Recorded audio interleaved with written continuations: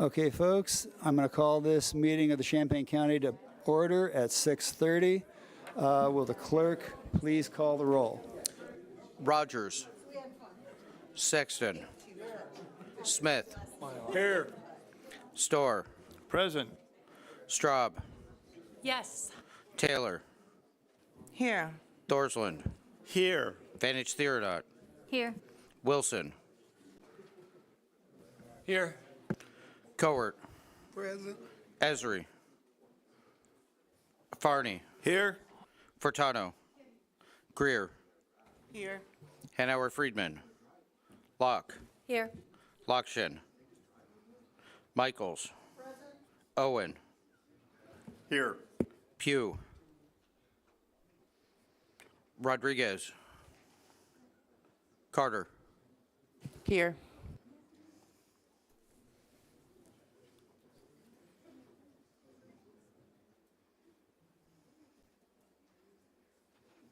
We have a quorum. Thank you.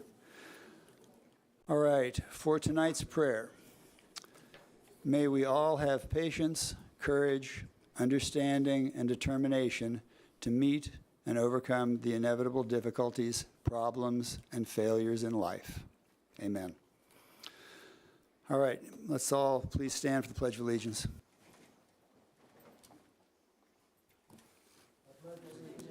To the flag of the United States of America and to the republic for which it stands, one nation, indivisible, with liberty and justice for all.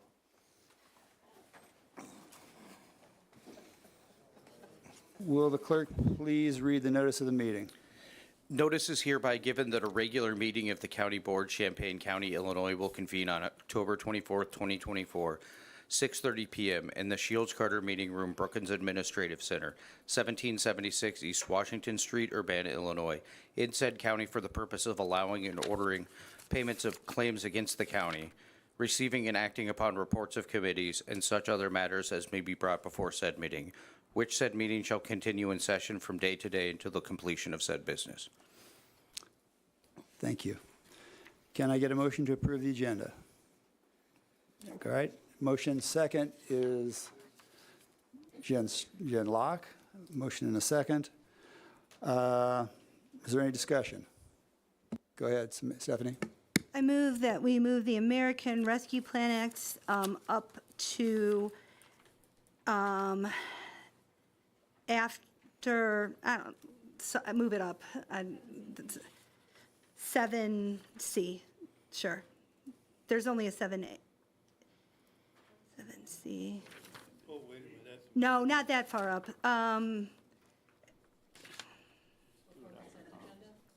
Yeah, after consent agenda. How about there? Or after communications, either way.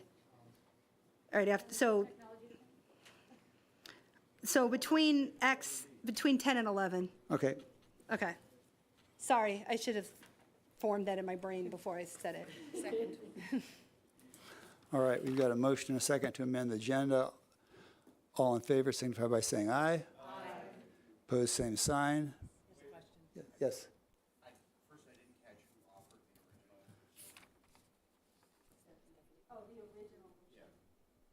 the original. Oh, I'm sorry, Ed. Ed made the original motion.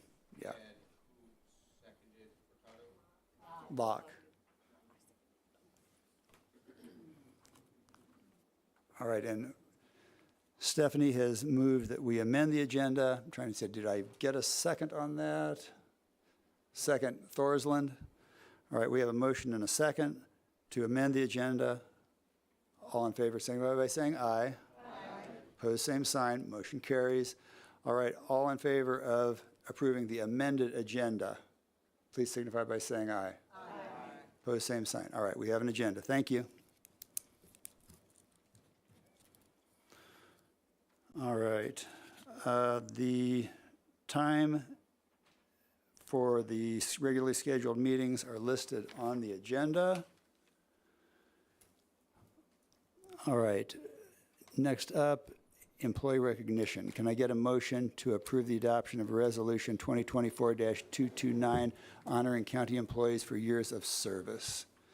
Mr. Storr, second by Ms. Cowart,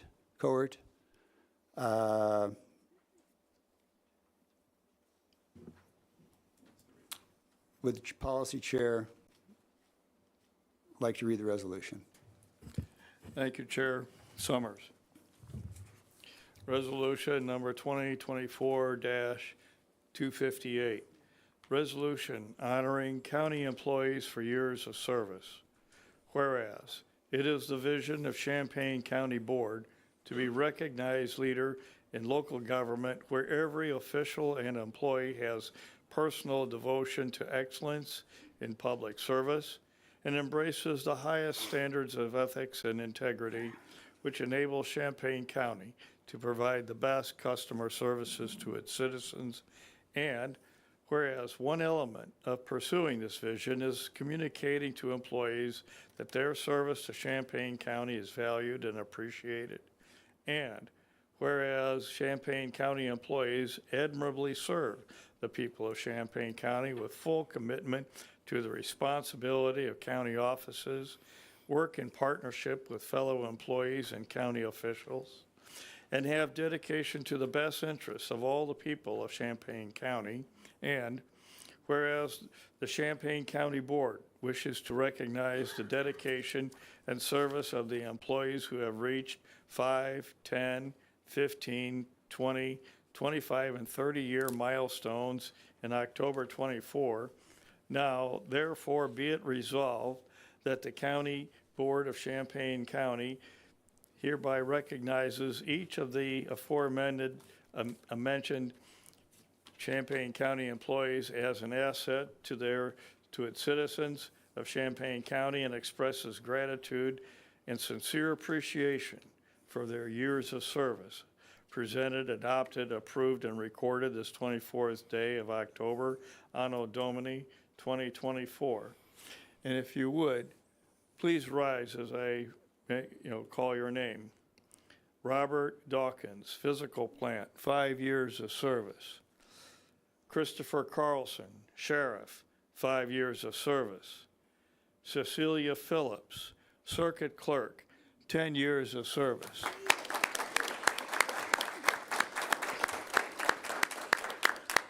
Jeff Blue, highway, 20 years of service.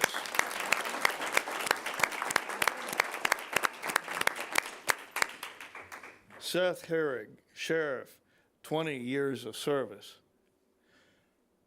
Amber Links, sheriff, 30 years of service.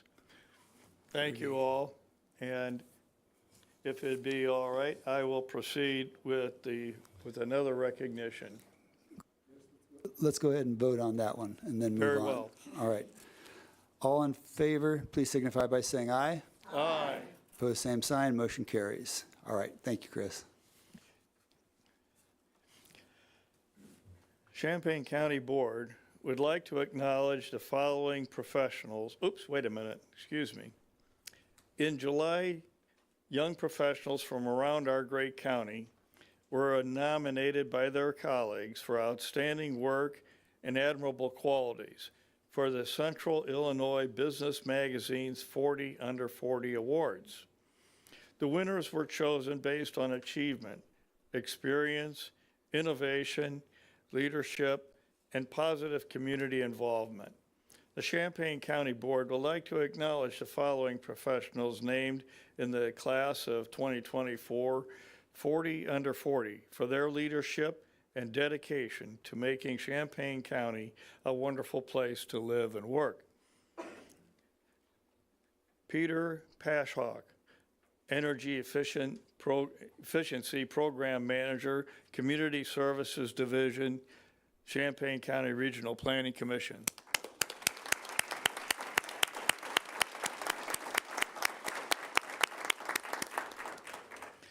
Chris Wilson, Financial Manager for the Mental Health and Developmental Disabilities Boards, who could not make it here this evening as he is currently on the ice coaching his daughters in the 12U hockey team. Yay.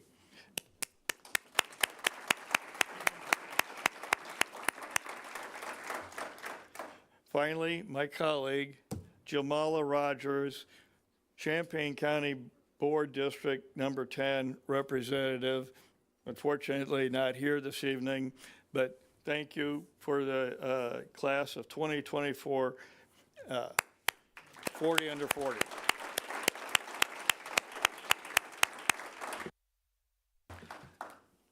Back. Thank you, Chris. All right, moving on to public participation. If there are people in the audience that have slips, please just bring them forward to me. We'll go ahead and get started. First, Mr. Chris Evans.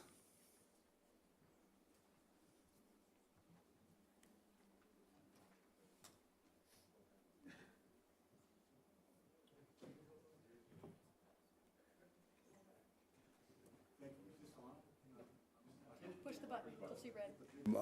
Okay, thank you.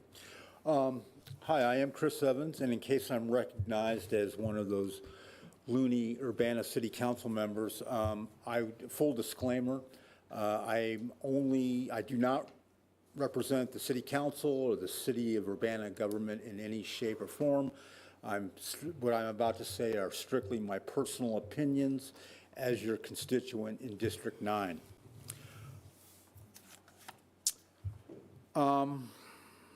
Yeah, I guess what I'm struck by with this whole public safety sales tax again is what are we doing again? A few house cleaning items here. Number one, the current sales tax is still being used to pay off old bad decisions in 2000, which is the expansion of the courthouse and the youth detention facility. We haven't paid those off and won't till 2029. I would ask that you would be honest with the public and tell us how much interest we have paid on the satellite jail, on the courthouse, on the youth detention facility, on the $6.8 million bell tower, and the $5 million remodeling project at the courthouse. That's number one. And I'm hearing things that just don't make any sense at all. What I saw in the sheriff's memo from November 29th, thank you, Mr. Storr, for sending that, is 6 deputies. He wants 6, not 2, Stephanie, 6. He wants an untold number of correctional officers. In total, he wants to give 10% raise or a 15% raise across the board. It comes to $4.3 or $4.7 million to start with. Again, we're doing this, Champaign's doing it, Urbana's doing it, U of I's doing it. We're hitting the same default button every time, which is we think criminal justice or the criminal legalized prison system is going to save the day. It does not. I can show you the statistics. I've been studying this for 30 years. Nothing changes. Same amount of crime, same amount of problems, same amount of poverty, same amount of dysfunctionality. No matter how big you build your jail, no matter how many police officers you hire, no matter how much, it doesn't work. It just doesn't work. And here we are doing it again. So what is the problem? Well, the quiet part finally got said out loud recently at September 22nd at the League of Women Voters. Our illustrious public defender said it best, quote, "I am decarceral. I believe our criminal justice system locks up too many people, too many poor people, too many black and brown people for too many reasons. And I don't think we should."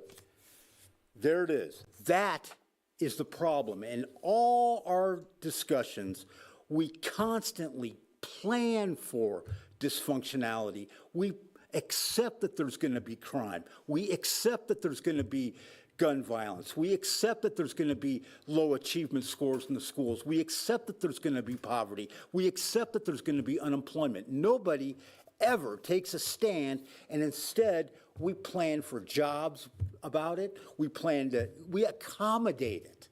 We don't fight it. We don't try to solve it. We make jobs out of it. And we just keep investing in it constantly. $20 more million for more locking people up. Unbelievable, unbelievable. And so where is the vision? Where is our vision? Rantoul seems to have it. They got athletic fields and they built it and everybody's coming. And they got real economic development going on out there. They got their problems, but they've got some economic development. Where is our hazardous waste, electronic, and recycling facility, first class? Where is our solar panel factory creating, hooking up our own homes to get off the grid and do better energy? Where is, all these things that we could be doing, Instead, let's build a jail. Instead, let's hire more deputies. And I disagree. 2 more deputies is not going to change response time. In 30 years of studying this stuff, I'm done, aren't I? I'm sorry. Thank you for listening. As you can see, I'm a little passionate about it, but thanks for, it's difficult, and I understand and I thank you for your service. Thanks. Thank you. Next is Isabel Scott.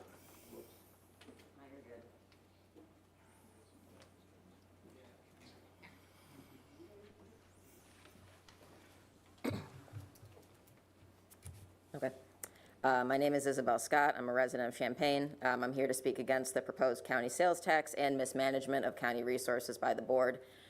First of all, this new sales tax is regressive. Sales taxes are the most regressive form of taxes because they make everybody pay the same amount on goods regardless of one's income. It will affect the most economically vulnerable members of our county, and the law enforcement resources this board wants to spend the revenue on will disproportionately affect the people who will also be most affected by the sales tax. This is already unacceptable. Improvements, and if you can call undue attention and preference given to a department that doesn't actually need the money, to the county should not come at the expense and suffering of our most vulnerable community members. However, this county board has taken it a step further and spent to the tune of $68,000 of county resources on what they call an information campaign. Is advertising, billboards, and a mailing campaign informational? I have seen your billboards. That's advocacy, not information. Jesus Christ. $68,000 of county resources, of our tax dollars, to advocate for a department that just got a new $20 million jail. To advocate for a tax increase for a department with no real plan for this money, just a wish list and a dream. To advocate for a tax increase for a department manufacturing a response time crisis in order to justify raising the sales tax. 12-minute response time for 6 police departments in a 27-mile wide county. They can drive faster, for all I care. I am a volunteer at the Daily Bread Soup Kitchen in downtown Champaign. I am not making this statement on behalf of the organization, nor am I representing them here. I am simply speaking about my own experiences. This Wednesday, we served 497 meals to our guests. At the start of the month, when we usually serve the least amount of meals, we served over 500 on the first Wednesday of this month, 500 meals to people. The need for housing and shelter, for food, for transportation in this community is immense, and yet you waste our tax dollars on an advocacy campaign, and you want to put more cops on our streets. You all lack imagination, and this county is suffering for it. Further, the county board has not given any data, any evidence, or any studies regarding the need for this tax. And in response to the county auditor, George Danos, saying that this tax is not necessary, the board has decided to try and axe the auditor's office. You haven't shown any numbers to the public that would prove him wrong, which would be a better move for you to do, probably. Instead, you've just chosen to drag voters into your own board squabbles, and that is unacceptable too. This would be comedic, honestly, if it wasn't so downright insidious. You are playing games with people's livelihoods. And for what? Shame on you, County Executive Steve Summers. Shame on you, all the Democrats on this board who supported this sales tax while fancying yourselves progressive. It's disgusting. And shame on all of you. This is disgusting, disgusting behavior. And I'm done. Thank you. Next up, Representative Carol Ammons.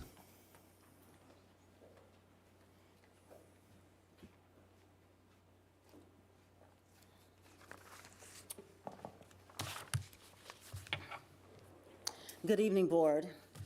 My name is Carol Ammons. I live right around the corner from this building.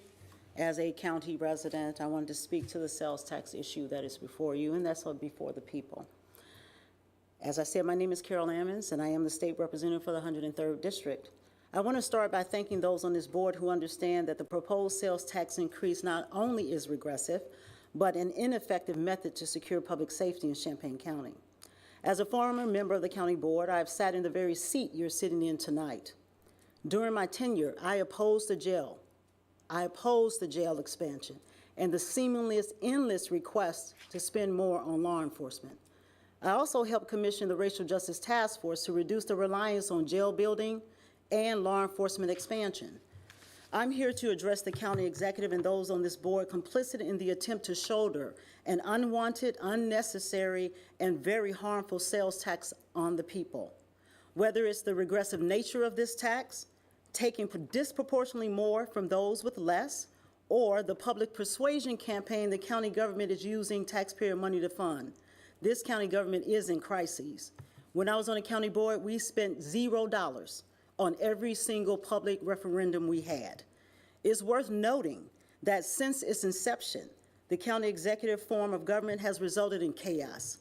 From 2019 to the present, we've seen warring factions, county executives grabbing power from county board chairs, disputes over authority, and now the push by this administration to raise our taxes again for a wish list and other things that can be achieved with reallocating the money you currently have at your disposal.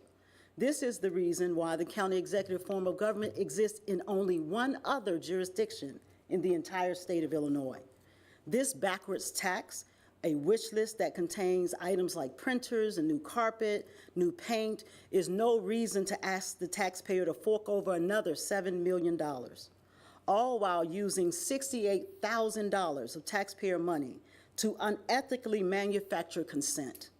How can you claim that you're at a fiscal cliff when you just spent over $20 million on a new county building and over $20 million expanding the jail?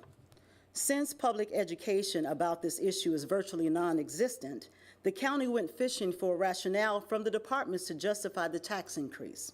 Of course, everyone wants more money, but the people are the ones who don't get increases commensurate with all of these tax increases. Contrary to the misinformation spread in the unethical ad campaign, almost everything on the wish list submitted by the sheriff, state's attorney, and public defender are new things. New positions, new salary increases, new furniture for the state's attorney's office, 6 additional deputies, ammunition for the sheriff. None of these are current allocations. According to the auditor's office, after accounting for debt servicing restriction and rainy day savings, you have almost $18 million in unrestricted fund balance between the general corp and the public safety sales tax.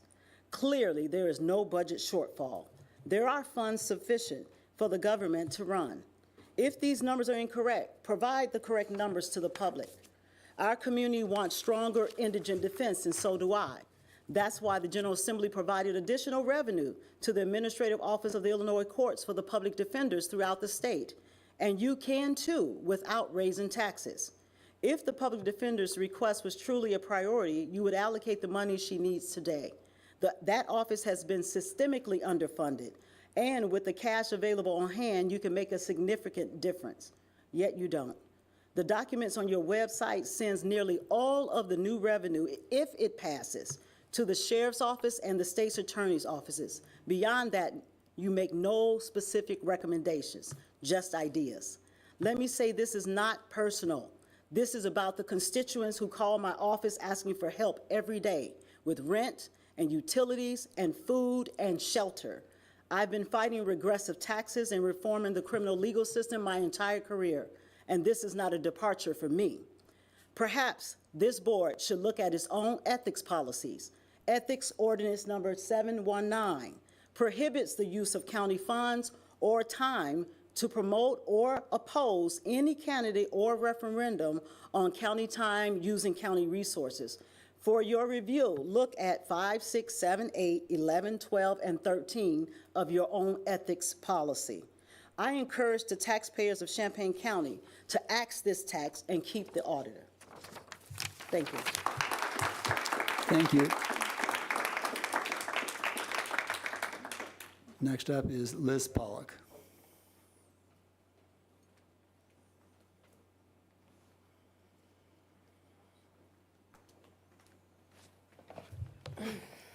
Good evening, everybody.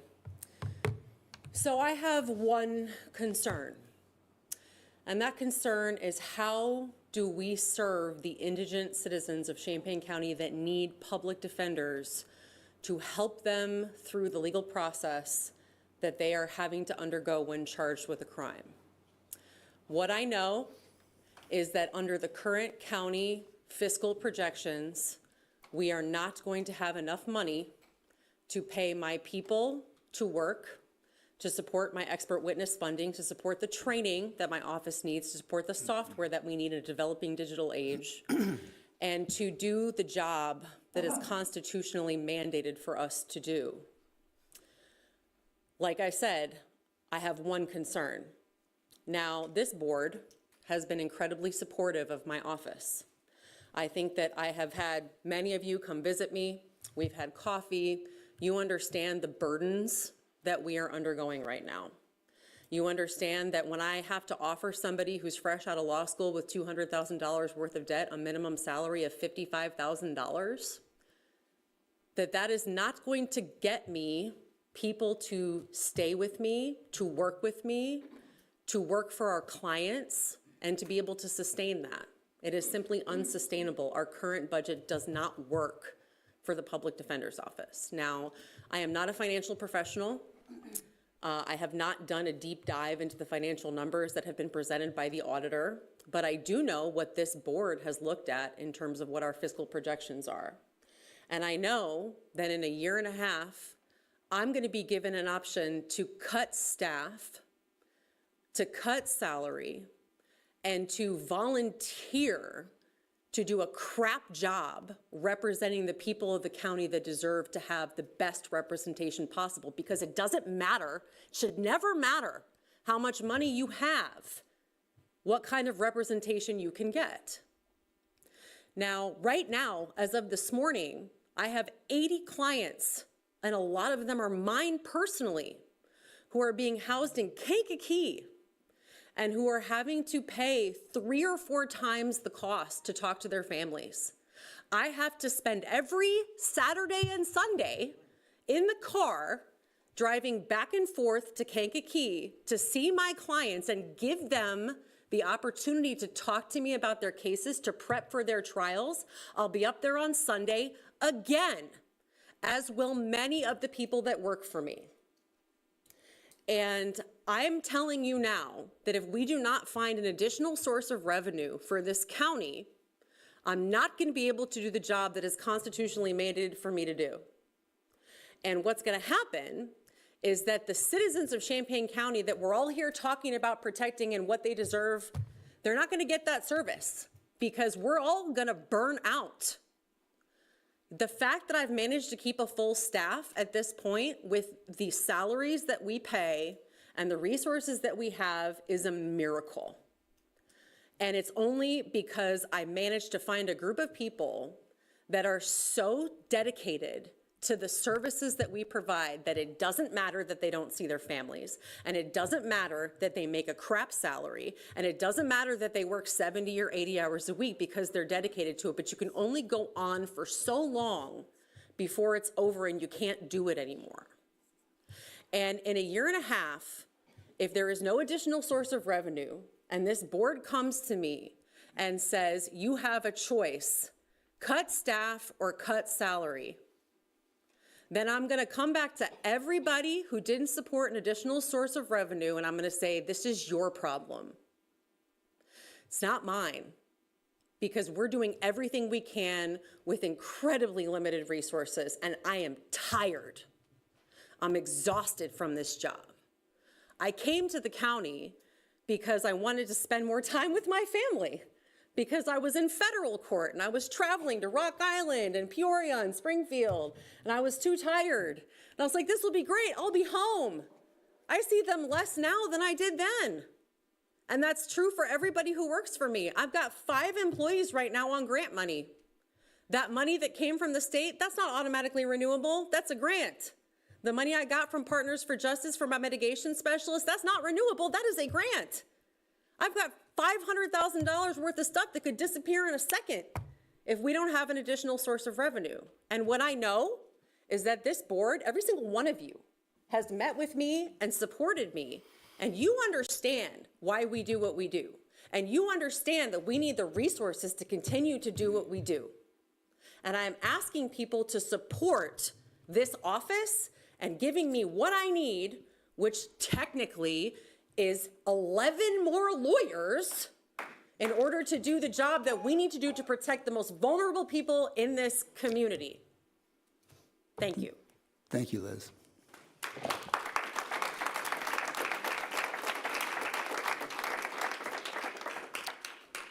George Danos.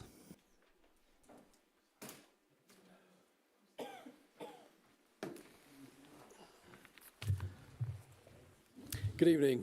I've got 3 topics to discuss without rancor, without emotion. I'll give you firm dates and firm numbers that I hope makes your decision-making process easier and your anxieties allayed. I had the pleasure this early afternoon of letting the state's attorney know that the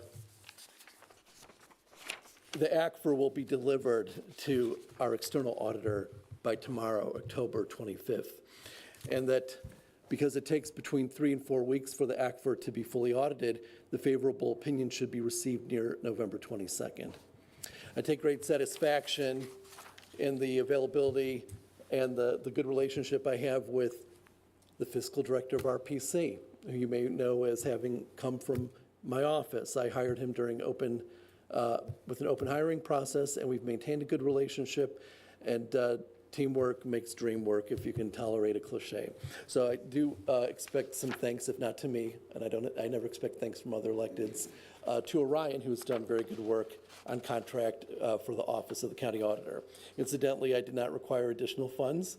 What he requires is only a portion of what would have been paid to the departed Chief Deputy, whose other half of duties I absorb. Another topic I want to discuss was the public asked me why I didn't have anything pertaining to the publicity or propaganda campaign for the public safety sales tax on this month's non-conforming purchases report. Am I exceeding or deferring to the state's attorney and saying that's perfectly permissible? It's not that. Typically, October expenditures would be reported to you in November. But it does seem to be of some moment, so I will tell you the amount that State Representative Ammons cited is absolutely correct. The total amount in the munis system stands at $68,638. It will be on the non-conforming purchases report because the mailers were over $20,000 and did not meet the 3 bid requirement. It was labeled time sensitive, but the auditor's office does not recognize any such criterion. There's a such thing as emergency purchases, but time sensitive is purely subjective. And in any case, emergency purchases are always reported to you so that you can make up your mind on that. When it comes to I can't discuss the whole budget. I think probably much like my April 18th State of the County address, we're due for another one in November, should I be reelected. For now, I can tell you that the displacement of revenues because of the Safety Act, by my calculations, has resulted in a diminution of revenues to the county between 2023 and 2024 of less than $200,000. That might surprise you, but the amount that we have acquired from fees and fines has been in decline since 2014. The regulations have been gradual throughout time and accumulative. So that's good news in the sense that when I audit 2024, it's not like I'm going to expect this big drop in the structural surplus of $1 million. It would only be $200,000. But the good news is, and this pertains to something that the public defender brought up, After our investment in the jail, we will be able to bring back the detainees, and expenses should be about $2.5 million less than they currently are. Also, in 2026, we will not have any outstanding liabilities to the nursing home fund, in which case about $1.3 million will be retained by the general corp. And so the structural surplus should be plus the $1.8 million from the public safety sales tax. So we're talking about $4 or $5 million a year. Therefore, the public safety sales tax would confuse you. You'd be having $12 million surpluses, and how could you possibly know what to do with all that? So therefore, I would like to allay the concerns of those who are concerned with the vulnerable, especially their defense and litigation. We have the money, and I look forward to some very good fiscal days ahead. I will not stay for the remainder of the meeting. I do think I tried to address any questions about the state of the aquifer, so do permit me to have used this venue for that purpose as well. Thank you very much. I'm your County Auditor, George Danhouse. Next up, Brian Dolinar. Brian Dolinar.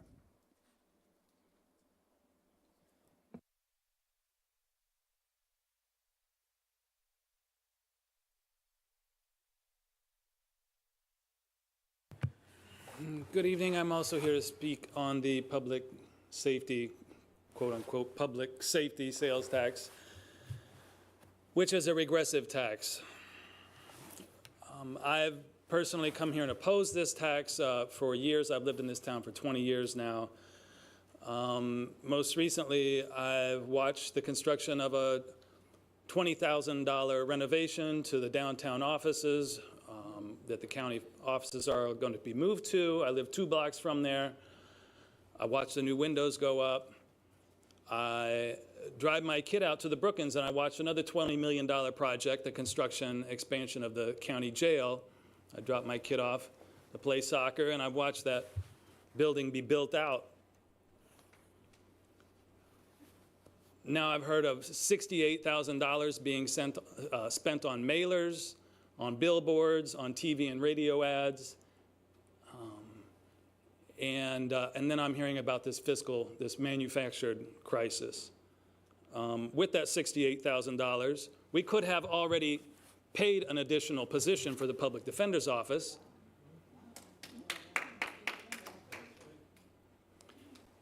And I, as well, I'm getting calls from prison every day. I deal with this population every day. I'm driving around with my kid in the car to soccer, and my buddy Joe calls me from Pickneyville. He just got moved from Stateville, which they closed, way down to southern Illinois. He's 5 hours away from Chicago. He's 12 hours away from his kid in Michigan. I deal with this population every day. And in referendums come and go in this town, I've never seen $68,000 spent to promote a referendum issue by any kind of piece of government. And this will not address the problem. The problem is, and continues to be, there's 2/3 of the population of the Champaign County in the jail that is African American. We've had a racial justice task force try to address this issue. Nothing has been done. Some of the people are still running around with bumper stickers and buttons saying Black Lives Matter, the same people pushing this public safety sales tax. It's as if George Floyd never happened.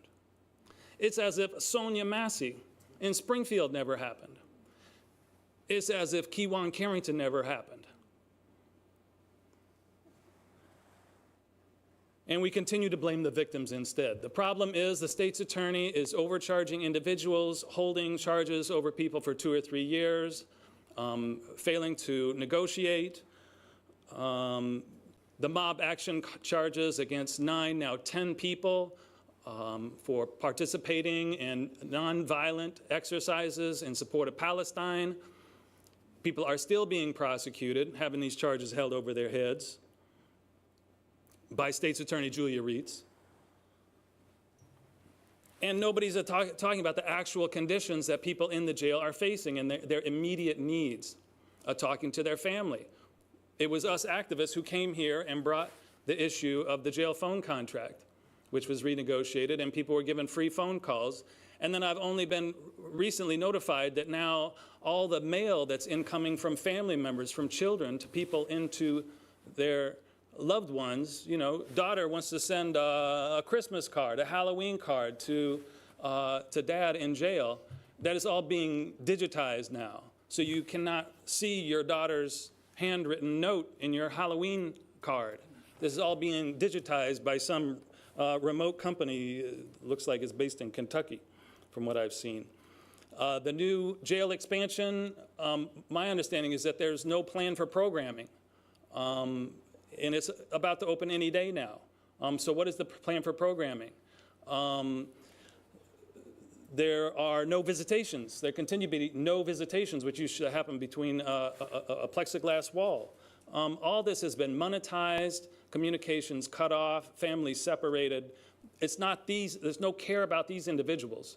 And these individuals are not here tonight. There's nobody seemingly concerned about them.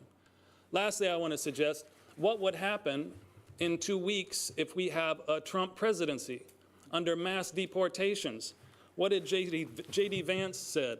The first thing, this is in the debate, the VP debate, J.D. Vance says, the first thing we want to do is to start with the criminal migrants. About 1 million people have committed some form of crime. These are people being run through the state's attorney's office, through our jails, even if they're found not guilty by with the defense of the public lawyer. ICE is going to pick them up out in the parking lot. This is what we're facing. And what this board is considering now is not in the realm of reality to what everyday folks are facing. Thank you. Thank you.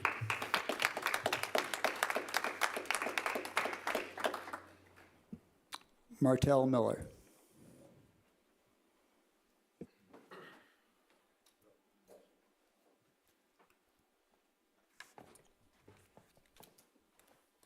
I'm Martell Miller, concerned citizen, call myself a community ambassador. During my lifetime in this county, I have seen 3 jails built. From seeing the jails built, I see the courthouse being remodeled, I think 3 times. And this county board is, I say, the guardian of the tax money. And I got a job where I deal with people every day. If we can't get affordable housing for the county to get a nursing home, I'm telling you the things I see. We got shortage of nursing home. I'm gonna be 65. We had a nursing home. Y'all let that fail. I don't know how y'all let that fail, because we need it. We got rent. Our rent is outrageous in this county. RPC needs all the rent money and help they can use. I deal with a veteran today that they was leasing from the hospital. We couldn't get him to go nowhere. We need some kind of facility here for mental illness. We got Rosecrans, but it seems not to work because they don't have a street crew going out like I do every day, see these people with mental illness. I think putting money in a jail and in a courthouse is reactive. When are we gonna take some money that the taxpayer pays to be proactive? And y'all sitting here, you don't wanna make a decision, which you say that we need more public defenders, but I think you'd be proactive, you need less public defenders. You got a new jail, I think you'd be proactive, that jail will be a little more emptier. I think if you help people get housing, you won't have the trespass and all the other little bull stuff come through the courthouse where they won't need all these people working there. Let's get some money, some taxpayer money from the county to go to proactive, not reactive. And I'm telling you, the courthouse, police departments, all that's reactive for the problem that you should deal with in the beginning. Thank you. Thank you. David Beck.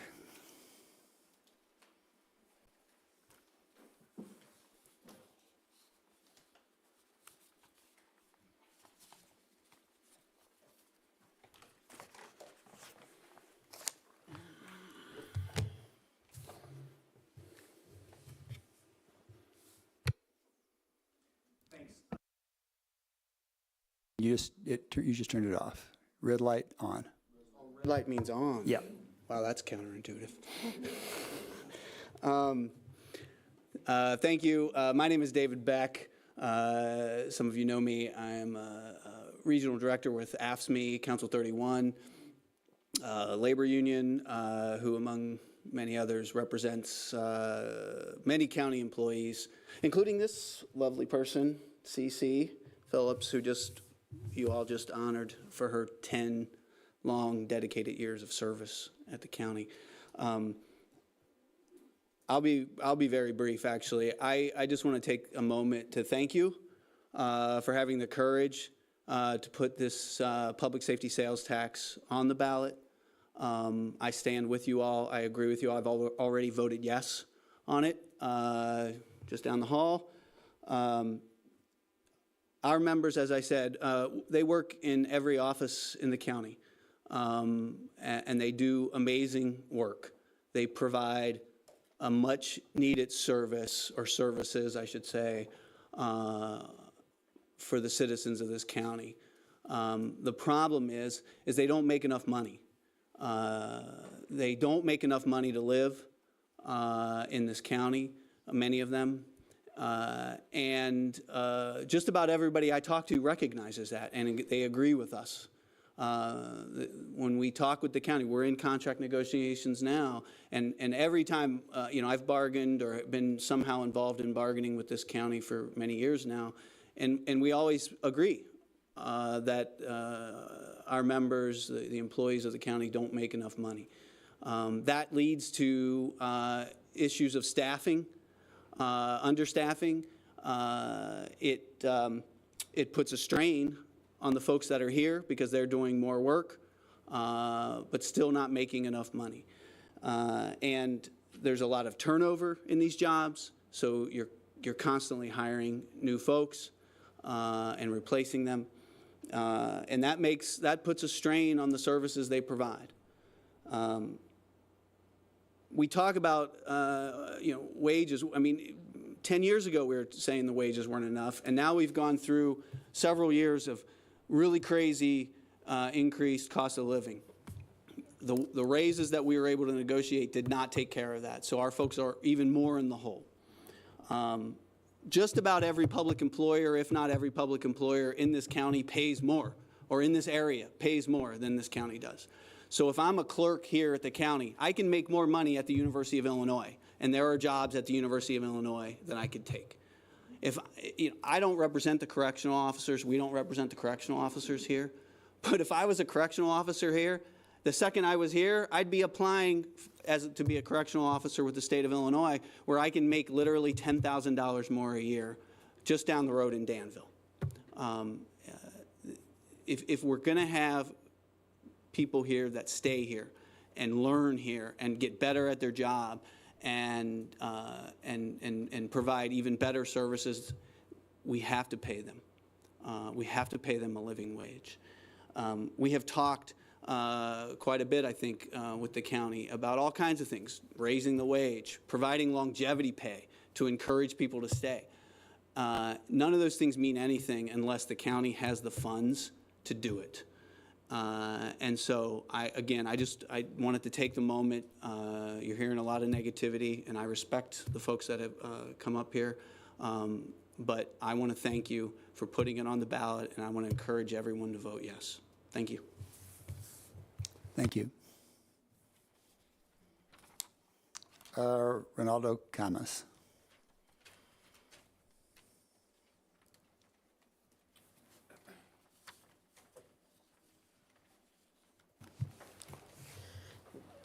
Good afternoon, Champaign County Board and members of the public.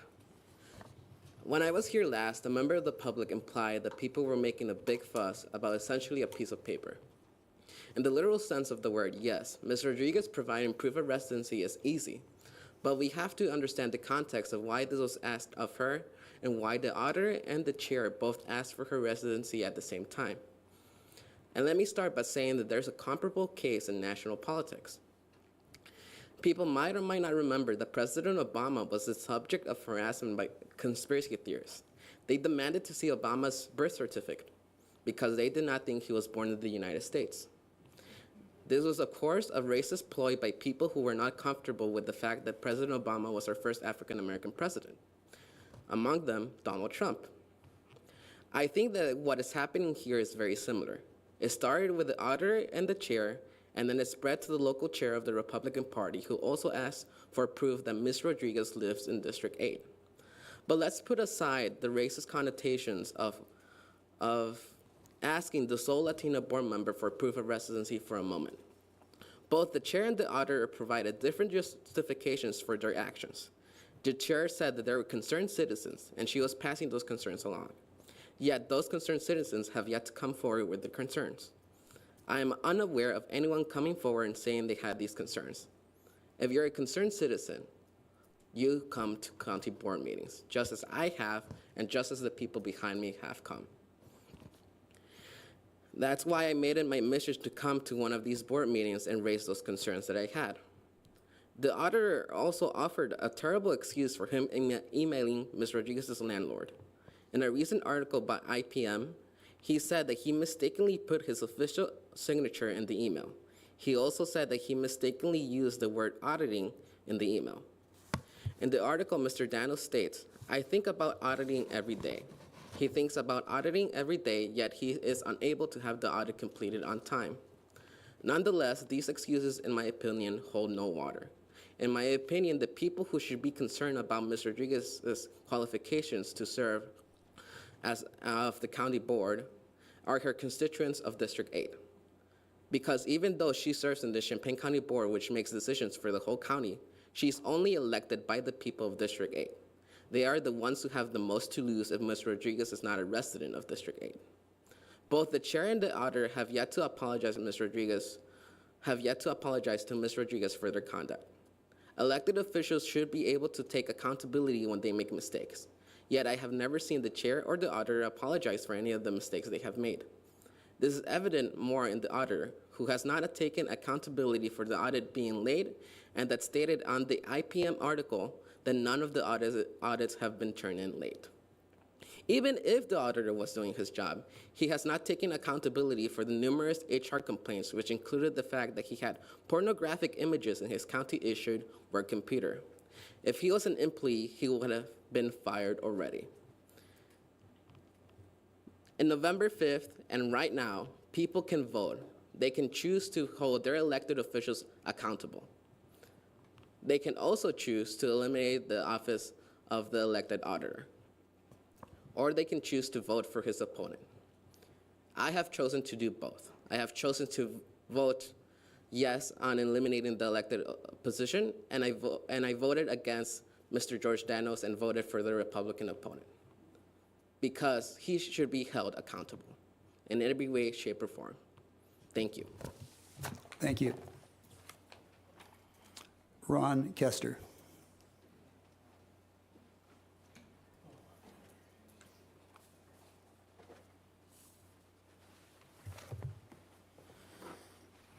Hi, my name is Ron Kester. I live at 1209 West Oregon Street in Urbana.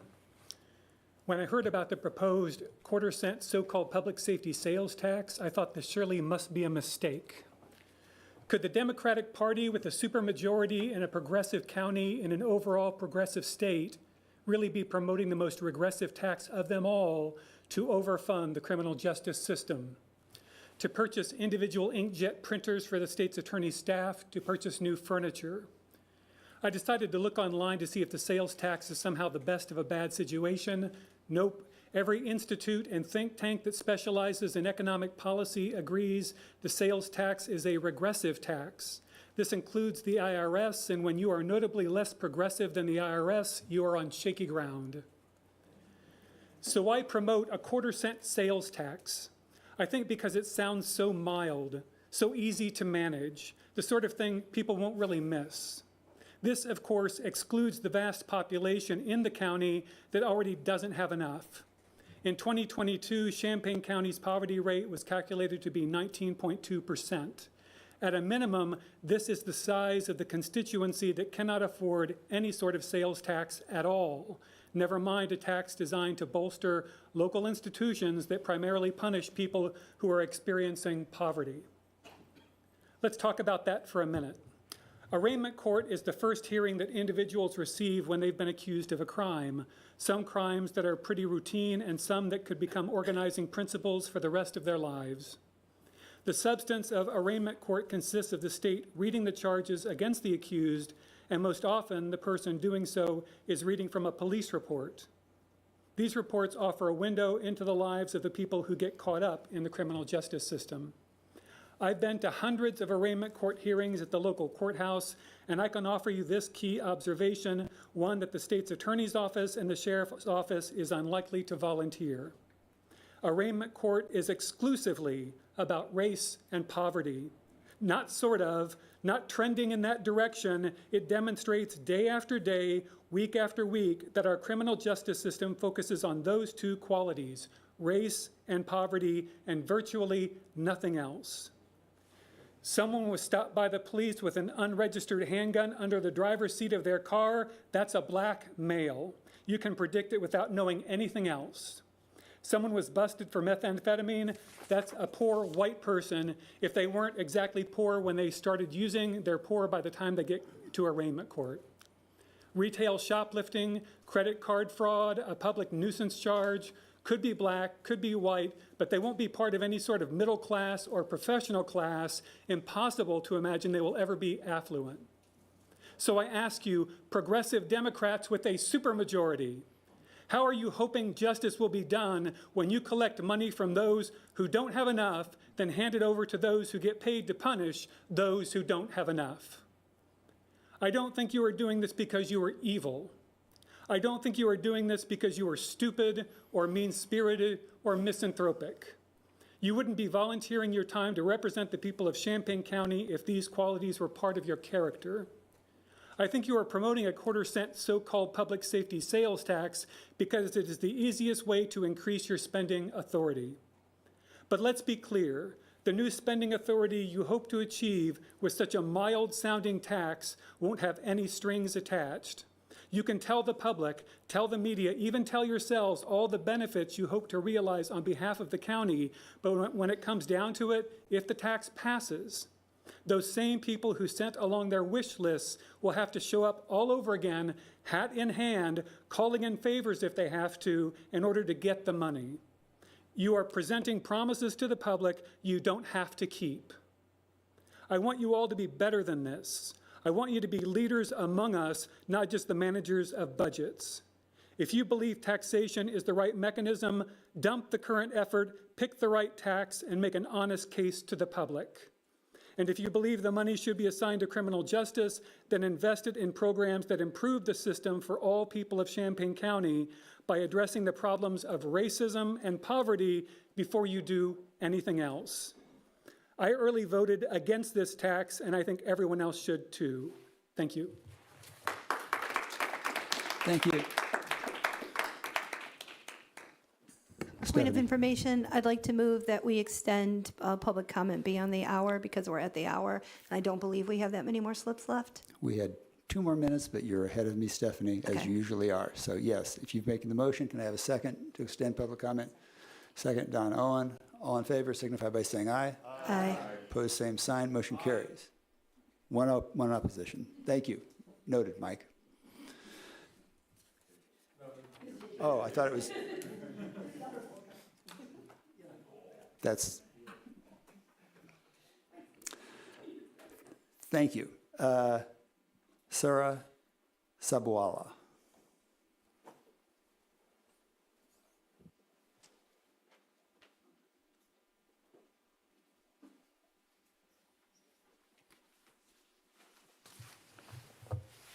Hi, good evening, County Board. My name is Sana Sabwala. I live in Urbana, and I'm a member of Champaign-Urbana Muslim Action Committee.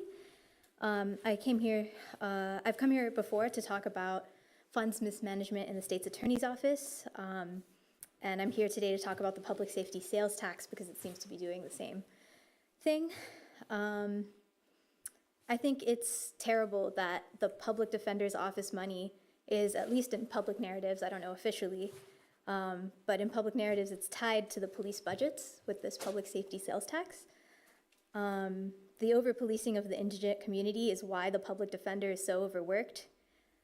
If I understood the county auditor correctly, we have the money to give the public defender without the sales tax. If the real issue was public defense, there are more progressive taxes that we can use to ensure the public defender has the money needed. This neoliberal tactic of tying these pockets of money together is one we see a lot, and your constituents won't fall for it. Tying the public defender's funds to the police or public safety is the same as us, as a nation, tying aid to funding Gaza with arms to the Israeli occupation. I also wanted to say that policing doesn't work. The measures we have been using for public safety aren't working.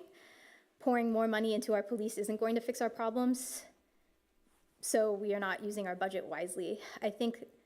I'm just thinking about how the educational campaign about the public safety sales tax that was funded with our tax dollars, and thinking about that and thinking about how many people are sitting in jail for crimes that did damages worth less than $68,000. If we want to keep people out of jail and keep our community safe, we need to be providing people with material resources, not policing. Just like Mr. Miller said earlier, we need to be proactive and not reactive about how we use our resources. I also, I'm a member of Muslim Action Committee. I see defunding the police as a Muslim issue. Islamophobic rhetoric has been used to invest billions of dollars into war, violence, and imperialism. These infrastructures uphold carceral states at home and abroad. I think probably the example people are most familiar with is the war on terror, although we're seeing similar logics being played out with this idea of the war on Hamas. The war on terror refers to the infrastructure that's used to police and surveil Muslims under the guise of national security. Muslims, especially Black Muslims, are over-policed, and that over-policing is allowed under law. And the over-policing of pro-Palestinian people here and elsewhere follows the same logic.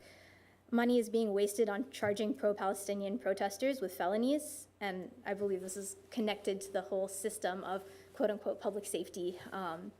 And these carceral logics are harming us all. So I encourage people to vote no to this public safety sales tax, because as people have explained, it's a regressive tax. There are better methods of taxation if we really need the space in the budget to help people stay out of jail, help people get on their feet, and provide the public defender or even city staff with the money they need. We don't need to do it via sales tax. We also don't need to have our taxes that fund those things tied to the police. So again, I encourage people to vote no because it's a regressive tax, and also because this is earmarked for public safety, in other words, our carceral system, instead of specifically for material needs of the community. Thank you. Thank you. Ben Jocelyn.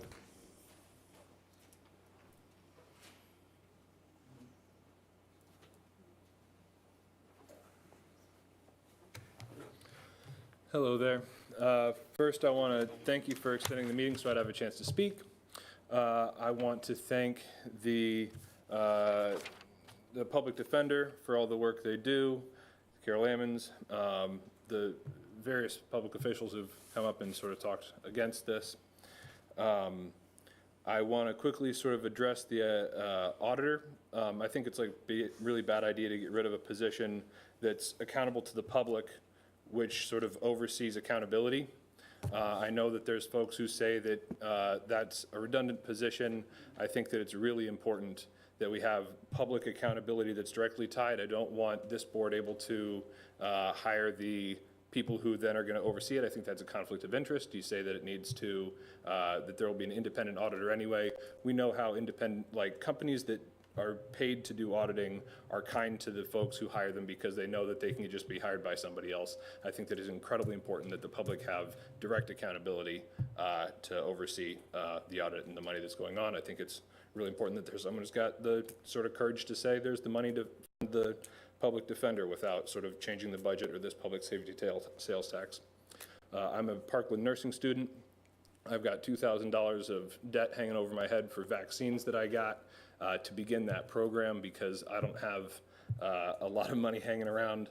I have so many public safety threats facing my community, whether it be homelessness, whether it be hunger, whether it be lack of solid education that leads to inability to get good jobs, the lack of good jobs, whether it be asthma and cancer, because the way that our environment is around here, we have just skyrocketing cancer rates and asthma rates. And if your public safety sales tax was saying, hey, we've got rates of cancer that are too high, let's find ways to fight that, I'd be voting for it.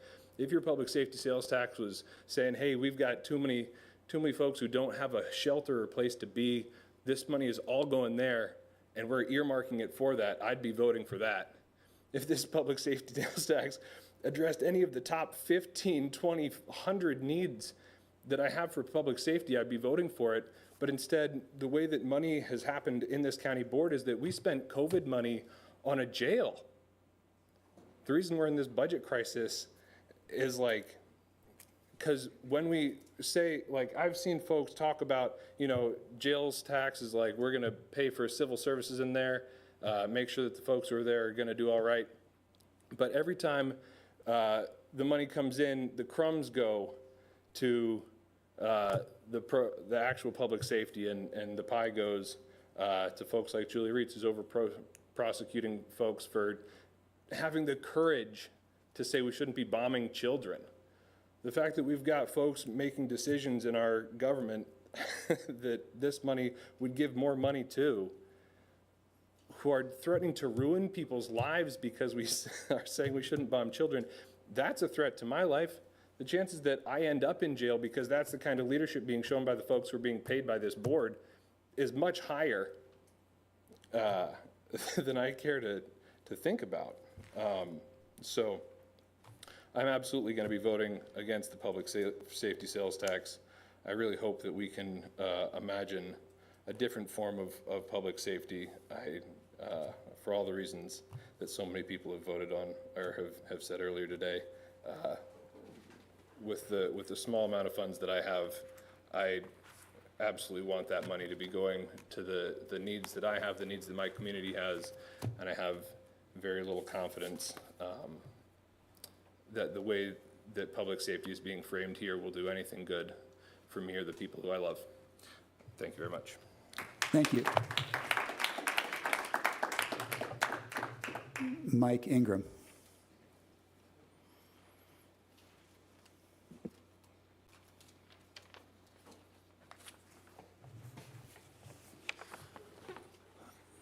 Hello, Champaign County Board. Lovely to see you. Nice to not be sitting on that side of the table anymore. I thank you also for extending the amount of time that public comment was allowed. I didn't really want to take anybody else's time, so I'm glad that there was a little bit of bonus here. I was asked to come on behalf of the Precinct Committee persons of Champaign County Democrats as their representative to support those on the board that are within our party. But I also kind of wanted to thank county board members for your service as somebody who's sat in those seats and knows how hard it can be to weigh the various factors at hand and try to figure out the best way forward, and how challenging it can be when people who miss very large chunks of the process come in to make an impact at a time when it is a lot harder to make substantive changes that could have been better ironed out earlier. Disagreements are a fundamental part of the process, and an issue this big should have disagreement. When the county party talked about this, there were agonizing conversations that I know that had already been had via the county board. I don't fault anyone for having negative opinions about any additional taxing, and a knee-jerk reaction to the word sales tax actually makes a lot of sense. Sales taxes are a difficult and frustrating issue, especially when you recognize their disproportionate impact on lower incomes. That recognition is, I believe, why at least there's a caveat here to not impact things like groceries, medication, insulin, and whatnot. Sales taxes are regressive. PTEL, which keeps the county board from being able to change property taxes, is regressive. The system is regressive. All the parts of it. It's built to be. It makes it so much harder to do these things when the system is baked that way. So weighing the benefits for passing or the impacts of not passing makes a very tough decision for county board members and for the public. Board Member and Finance Chair Furtado hit the nail on the head when she said that it would have been hard for her to imagine as a new board member, starry-eyed that she was, that she would find herself advocating at all for a public safety sales tax. There is a thing that happens when you get into these positions and are shown all of the data and have to make decisions that have a real impact, where you have to figure out the best path that is possible. There are agonizing decisions that happen for elected officials that are beyond the minutia of county board budgeting, city council budgeting. These things become very, very hard. The very few moments that we as elected officials get to make decisions that make people's lives demonstrably better are the best moments that you can ever have in these roles. On the reverse side of that, you have to weigh all of this data and figure out the best way that you can present a path forward. I believe that's why the majority of board members voted in favor of putting this on the ballot to ask the citizens. It's also why a majority of Champaign County's Democratic Precinct Committee persons also voted to support the measure, despite the robust discussion and counterpoint that was presented at our meeting. When presented with the information, including some of that very loud counterpoint, the weighted PC vote was in favor of supporting the measure by over 90%.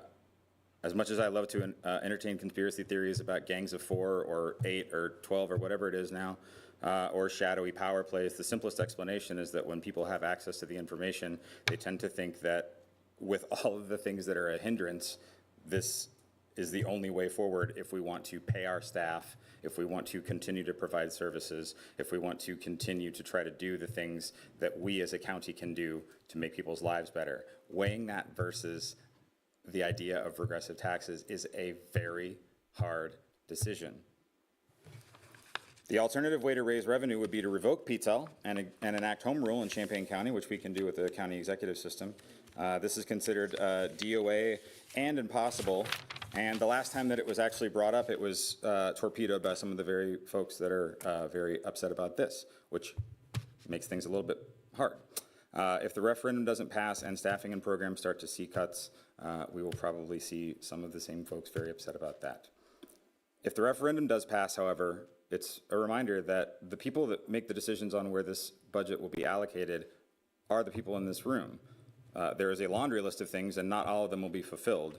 And it's very confusing to me to watch board members mystified by the fact that they don't know where the money is going to go when they are in the position to do that. You play a role in that. So the Champaign County Democratic Party stands with AFSCME, the Champaign County AFL-CIO, and the elected officials and departments who have concluded that this is the only way to solve the financial issues. Thank you. Thank you. As I have no additional slips from the public, I'm going to close public participation. Thank you all for attending and sharing your views. Moving on to the consent agenda. Can I get a motion to approve consent? Got a motion from Jen Straub, second from Diane. Will the clerk please call the roll? Sexton. Smith. Yes. Storr. Straub. Yes. Taylor. Yes. Thorsland. Yes. Fenich Theodot. Yes. Wilson. Yes. Cowart. Yes. Farty. Yes. Furtado. Greer. Yes. Locke. Yes. Michaels. Yes. Owen. Yes. Pugh. Yes. Carter. Yes. Consent passes. Thank you. Communications. Do members of the board have communications to share at this time? Mr. Farney. Our community of St. Joe lost a fine member of the community, Trooper Corey Thompson, this week. I'd ask that our entire community keep his wife and family in their thoughts and prayers. Corey and Chelsea only got married back in June. Corey, I think he's related to half of St. Joe. So this is affecting all of us. And so I would just ask that you please keep him in your thoughts as they lay him to rest this weekend. Thanks. Thank you. Ms. Furtado. To echo that, could we maybe just take a moment of silence? Sure. Could we please have a moment of silence for the loss of the village of St. Joe?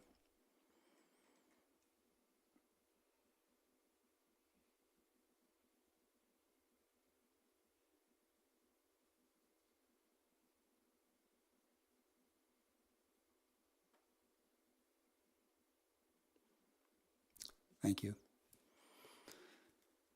Anyone else have any communications at this time? Thorsland. Yeah, a couple quick things. First of all, there was a robust public input at the ELOC meeting talking about the carbon capture sequestration moratorium. I want to thank all the members of the public who might be watching tonight. We managed to get everybody through in less than an hour. People were concise. They yielded time to others. We tried to avoid repetition, and remarkably, the attorney for the city of Champaign spoke the fewest words, even though they were paid to speak. And I appreciate all that. And I appreciate the work of the staff. Chris Storr, Dr. Storr was passionate about this.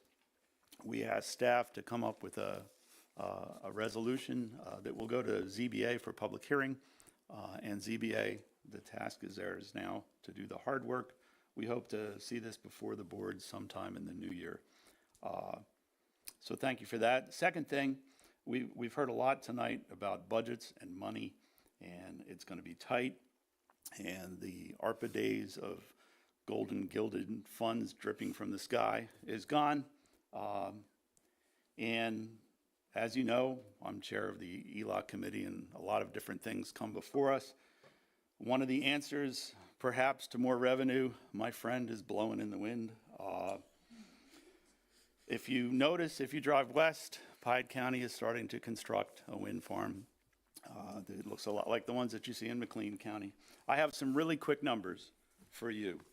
In property tax, the two school districts are estimated to gain, this study's a year old, but it'll probably go up, about $48.5 million over the course of the project. Over $10.6 million to Piatt County, just Piatt County. Over $77 million in property taxes over the life of the project. To give you an idea of taxes that would be paid just in the first couple of years towards Piatt County, this is to help in all different ways. Over $4 million the first year, close to $3.25 million the second year, and an average over the course of the project of $2.5 million a year. And more importantly for the county, because we're the county and we're in charge of the budget, and we know we have a short budget, the first 4 years of the project in Piatt is estimated to bring over $500,000 with an average of $355,000 a year over till 2053. But those first years are really punchy. So this wraps all the way around to me reminding us that we are still non-compliant with state law when it comes to the solar and wind farm ordinance. I have a feeling that that may or may not come into play, but that is a way that we can develop revenue, scale up Piatt County and the size of it and the amount of towers, and look at McLean and multiply that by about 3.5 times. And McLean has done very well with that. And they're a county very similar to ours, as we know every time we study counties. And that includes a big metropolitan area and a lot of farm ground. So those are my two things. Thank you. Oh, and PTEL sucks. Ms. Straub.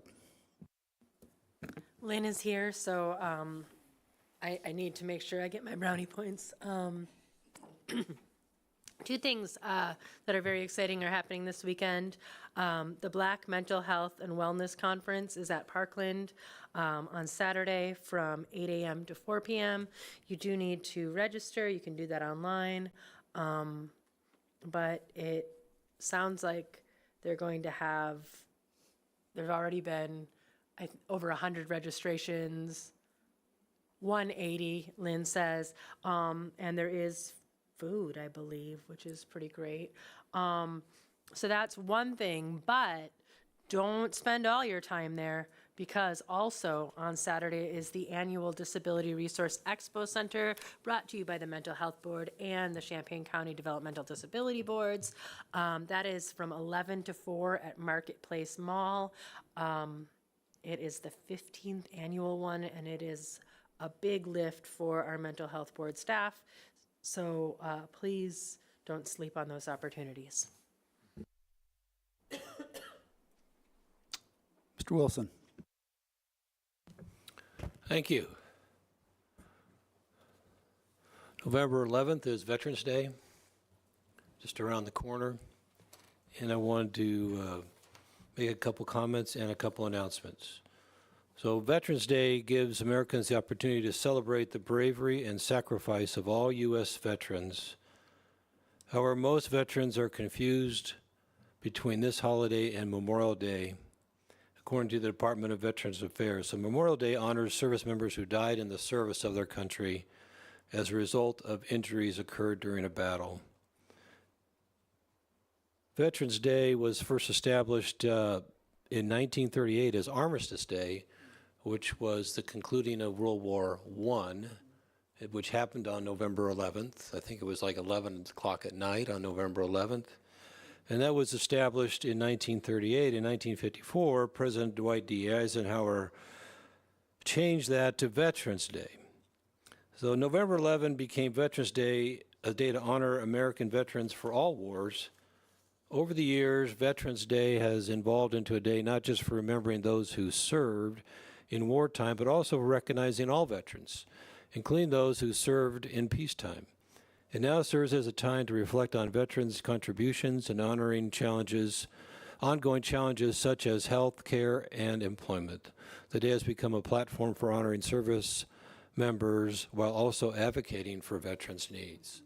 So for all those service members that served and are continuing to serve and the families that support them, thank you very much. A couple of events that are happening in Muhammad at the Muhammad Christian Church. There is a living flag ceremony that honors veterans, and that's on November 1st, 2nd, and 3rd. And yours truly is the guest speaker at that event. So maybe you shouldn't go because you don't want to hear me. But anyway, I'll be the guest speaker there. Then there's the Veterans History Project. So I want to talk about that real quickly. That's on November 8th. The United States Congress created the Veterans History Project in 2000. The mission is to collect and preserve and make accessible the personal accounts of American war veterans so that future generations may hear directly from veterans and better understand the realities. So my father fought in World War II, and he never said a word. I don't even think I knew about it till after he passed away. The Honorable Randall B. Rosenbaum announced that Champaign County's 6th Circuit Judicial Circuit will, with partners in Champaign County legal community and the County of Champaign, will participate in the Library of Congress Veterans History Project, which is going to occur on November 8th. On Friday the 8th, registration is now open. Will run through October 25th. And so that will be basically a kickoff meeting, and then they'll be taking care of veterans and then recording their histories for a living memorial for those veterans. And then next item, healing invisible wounds. It's Robbie Walker's going to talk about here during the ARPA session, is going to be on November 9th at the Ilias from 9 to 2 p.m. And that's open to all veterans and those that want to support them. And then there's a Gold Star Family Memorial at Savoy Municipal Building at 11 a.m. on November 11th. And then finally, I wanted to just get a shout out for Cheryl Walker, who has now accepted the position as our new Veterans Assistance Commission Superintendent. And thank you, Cheryl Walker, for stepping up for that job. That's the end of my comments. Thank you. Chair Carter.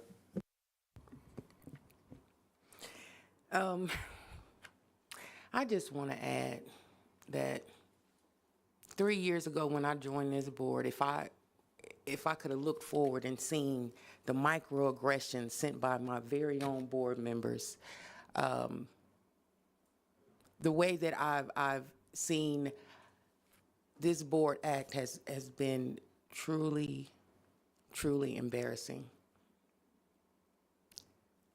The county executive, somewhere, somehow, we have to have some accountability. I've been saying that for a long time because I see people that represent districts, and some are more affluent, but you care for a certain group of people, but you turn your cheek to the others. I stand here to represent all people, no matter what their income or status is in the community. To spend $68,000 on advertisement. Do you know that's more than my constituents make in a yearly salary has been spent in 8 weeks? That's embarrassing. And it's truly sad. We as a board, we don't have any power. We're being directed. And then you go out in the community and people constantly come up and ask questions that we don't have the answers to. Something truly needs to change. I don't know how, I don't know when, but this is truly saddening. We are embarrassing our constituents that we claim to represent. So, do we have a limit? Are we going to reach the $100,000 mark? I could have sworn that our treasurer just spoke in the budget during the budget hearing about another employee at $63,000 a year salary. We've exceeded that with advertisement. Come on now. You know, we have to have, if we're going to sit on this board, we have to have some accountability for our actions. Telling people we don't know, it's unacceptable. Thank you. Further questions, or excuse me, further communications from the board?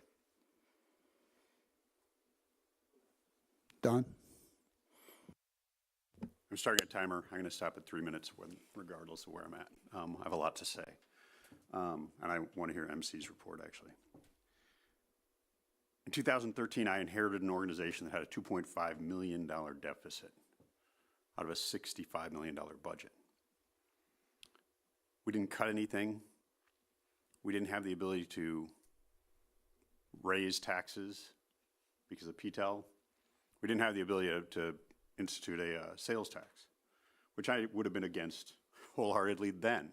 I've been against sales taxes for a very long time. In 2 years, we had a balanced budget through a very careful and deliberate focus on our strategic plan and saying that every single day I said a budget is a moral document and every dollar we spend is a moral action.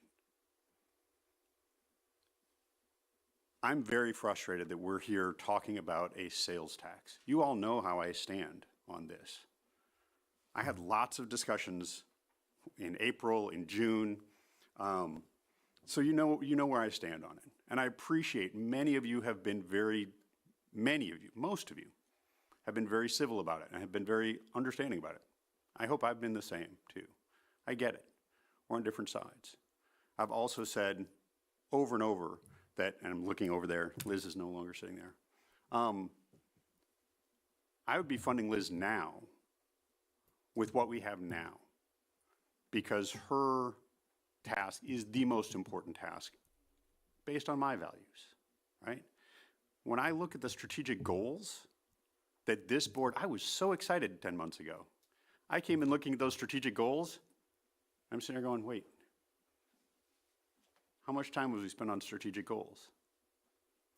I brought out the Racial Justice Task Force several times because it's in our strategic goals for this year. It's not there. It's based on values. You can balance budgets.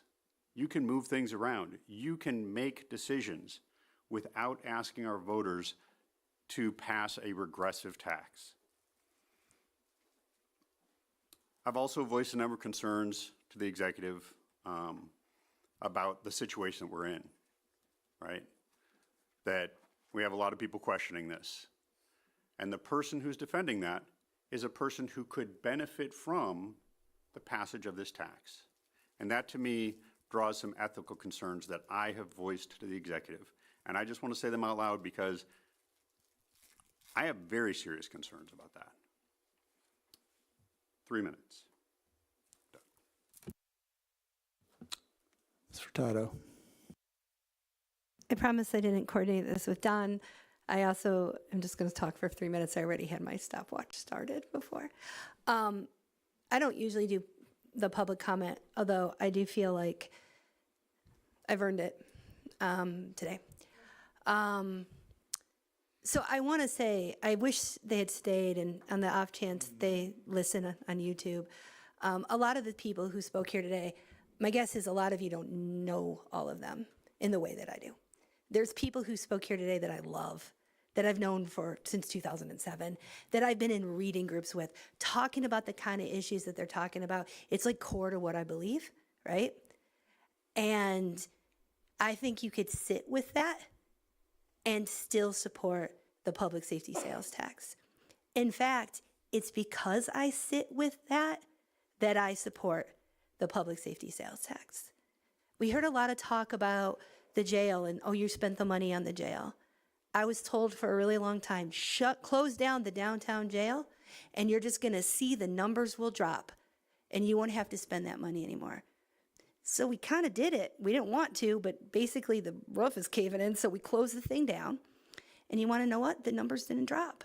Instead, we had what Liz was talking about. So the options were we either build something, or she keeps on driving up to Kankakee County, right? Did I want to spend $20 million on a jail? No. But I also think that if we're going to incarcerate people, would I like to dismantle the system tomorrow? Yeah, very, very much so. But if we're going to incarcerate people, I'd much rather we do it here than in some county that we have no control over. You know, like y'all had to go visit. If you found stuff you didn't like, there was nothing we could do about it. To be real honest, we could move them to somewhere else. Something happens here, I could bring Dustin up and cuss him out, right? The deal is there's not a lot of good options. We can't do creative taxing here because we're under PTEL. Me and Emily, years ago, started talking about home rule, getting rid of PTEL. We were shut down by every group on earth, including, and I love her, our state rep. So that's off the table. There's not a lot of options. The deal with the public safety sales tax, and I want to be clear, all taxes are regressive, okay? Sales tax, depending on how you think about it, a little bit more so. This one doesn't do food. It doesn't do medicine. It doesn't do cars. And lots of people come to our county, right, from other counties. We go after property tax, it's people here. And if you don't think you go after property tax that people pay rent that isn't passed on to them, it is, right? And there's lots of studies about that. Do I think a sales tax is perfect? Absolutely not. But, and I reject the idea, you know, this just like what I was telling people, oh, when we were building the jail, I was told it's being built too small. I was like, you know, a Marxist who hates jails, and it was being too large because I wanted to, right? On this tax, I've heard from people who say, it's a trick. You're not spending any money on public safety. And then I've heard people say, it's a trick. You're giving it all to the sheriff.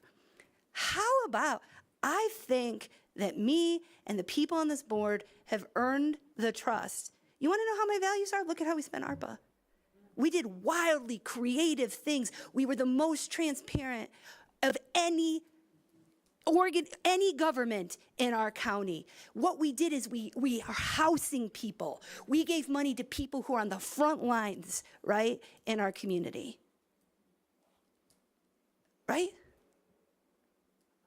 You want to know what I'm going to do with the money? I'm going to give it to the people who have come before us and have said, we're drowning. Don, I hear what you're saying, right? The thing is, the county has tightened its belt. We've been underwater since 1996. MC, who's the next person who's going to talk, and I'm going to end on this, comes, and he is doing a great job with our IT, and he is drowning. He comes and he says to me, hey, for 3 years you've told me you're going to find me more money, right, in order to pay my staff so that I could hire, right? Listen, tomorrow I could give Liz $300K. In a couple of years, we'll be out of money and she'll have to fire all those people. Staff are recurring costs. So listen, I am fine. If people say, I don't believe in public safety sales taxes, I don't believe in a sales tax because it's a regressive, yeah, I can respect that. Anybody who says that we have the resources to run this county in the way that they're supposed to is not a serious person. And that includes our auditor, right? Full stop. What we're talking about, the needs we have are millions of dollars. At one point in the budget hearing, Chris leaned over to me and said, we shouldn't be asking for $7 million isn't gonna solve this, right? And I totally lied and I went to 5 minutes, I'm really sorry. But I just wanted to say that because I feel like the people deserved a response. And I don't know, maybe they'll watch it on YouTube, maybe. Any further communications? Dr. Storr. Thank you. Because of statements made during public comment and also by another member of the county board, I feel compelled to address some of these. Dr. Furtado spoke eloquently of the need to close the downtown jail. She neglected to mention that that jail was not maintained by previous county boards and had a 1970s era computer-based security system, an operational system, 1970s, and 30 years later, 40 years later, it was still operating. How many people, you don't nod your head, this is the reason we had to close the downtown jail. It was condemned. It was filthy. It was disgusting and unsafe. We had to close that jail, and those people had to go out of county. The new facility, contrary to what was mentioned, has 2.5 additional rooms for programs. That was something that was proposed by this board, insisted by this board, and demanded in the architecture. This county is one of the leaders in providing programs for incarcerated persons downstate.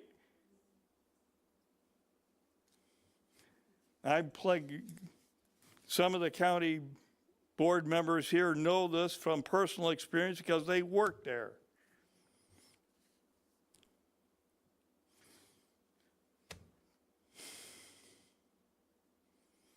We need this additional money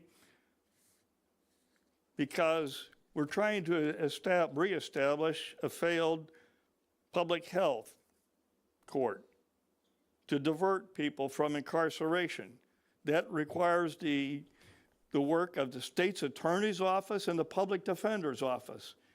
Attorneys that have to be paid, staff that has to be on the probation.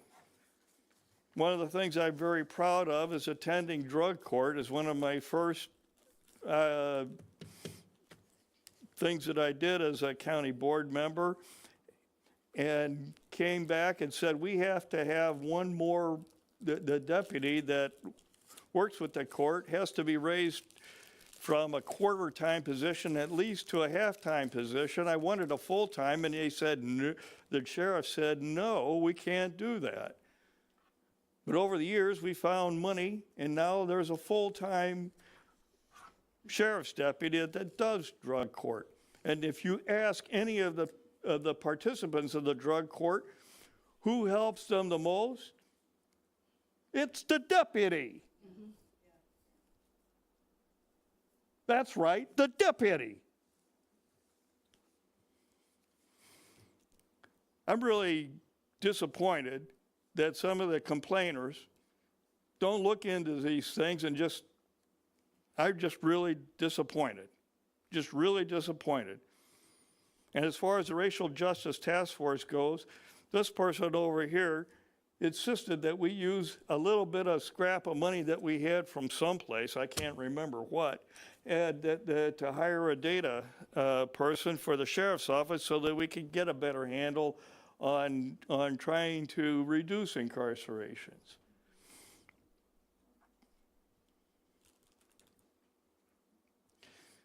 We've talked about this public safety sales tax and yeah, nobody wants additional tax, of course. But we've seen the need for it. We've seen the good uses that it can be used for. And I'm sorry to say that we don't have a brilliant plan for spending money that we don't have. I'm really terribly conflicted about that, and I don't like the reasoning. And I yield back the remainder of my rant. Mr. Pugh.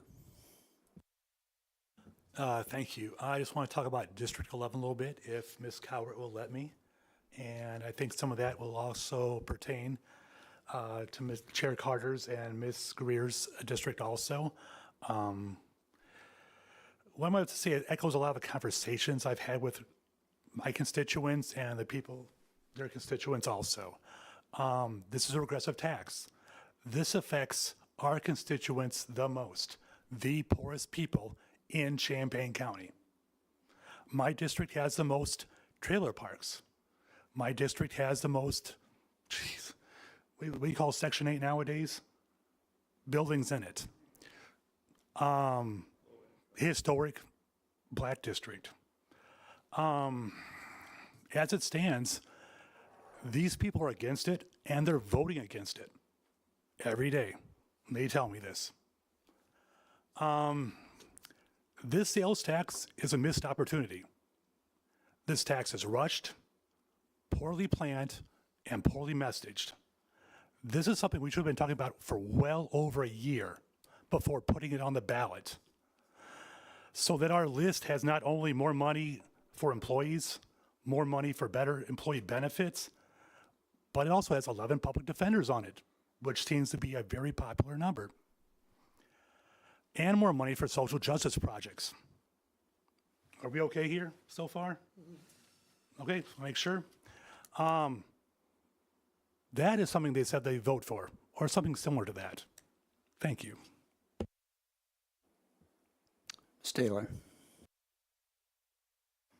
I feel like I should have gone after Jeff. I just wanted to let people know that with Veterans Day coming up, the Centennial Archery team, I'm just going to read the email. The Centennial Archery team is hosting an event to honor our Centennial and local veterans on Sunday, November 10th at 2 p.m. We will be setting up a field of over 600 small and medium flags on the front lawn of the high school. We need your help to locate some local veterans, especially from Centennial, who might like to attend this event. We have military representatives who will be in attendance, and the archery team will be working with them to set up the field of flags. Can you help us spread the word and find some veterans we can honor that day? So if you would like to attend this event or help out, you can email chargerarchery@gmail.com. Thank you. Thank you. Any further communications?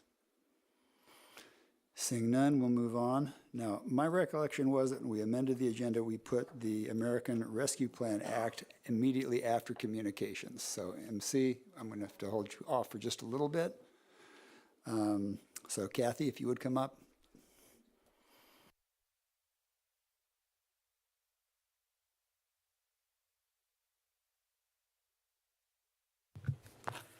Good evening. Thank you for moving the topic up. We've included the monthly update in the packet, and we're currently working on the federal reporting that's due to the Department of Treasury for the quarter this month, by the end of this month. We also continue to work on the payments to the various agencies and departments for their costs, and we're working on amendments to contracts right now. a lot of them more timeline-based. We do have to have all documentation in writing by the end of this calendar year for all of the funds. And I'd be happy to try to answer specific questions. Dr. Storr. Oh, gosh, I'm overdoing my stuff here. What do we know about the low hurdle COVID thing, please? Business relief? The EDC, yeah. So they were trying to get staff in order to be able to start marketing the program and put it in place is the last update I have. Any sort, no timeline yet? I haven't heard anything further on timeline. They were just trying to get it done as soon as they could, but I have not heard.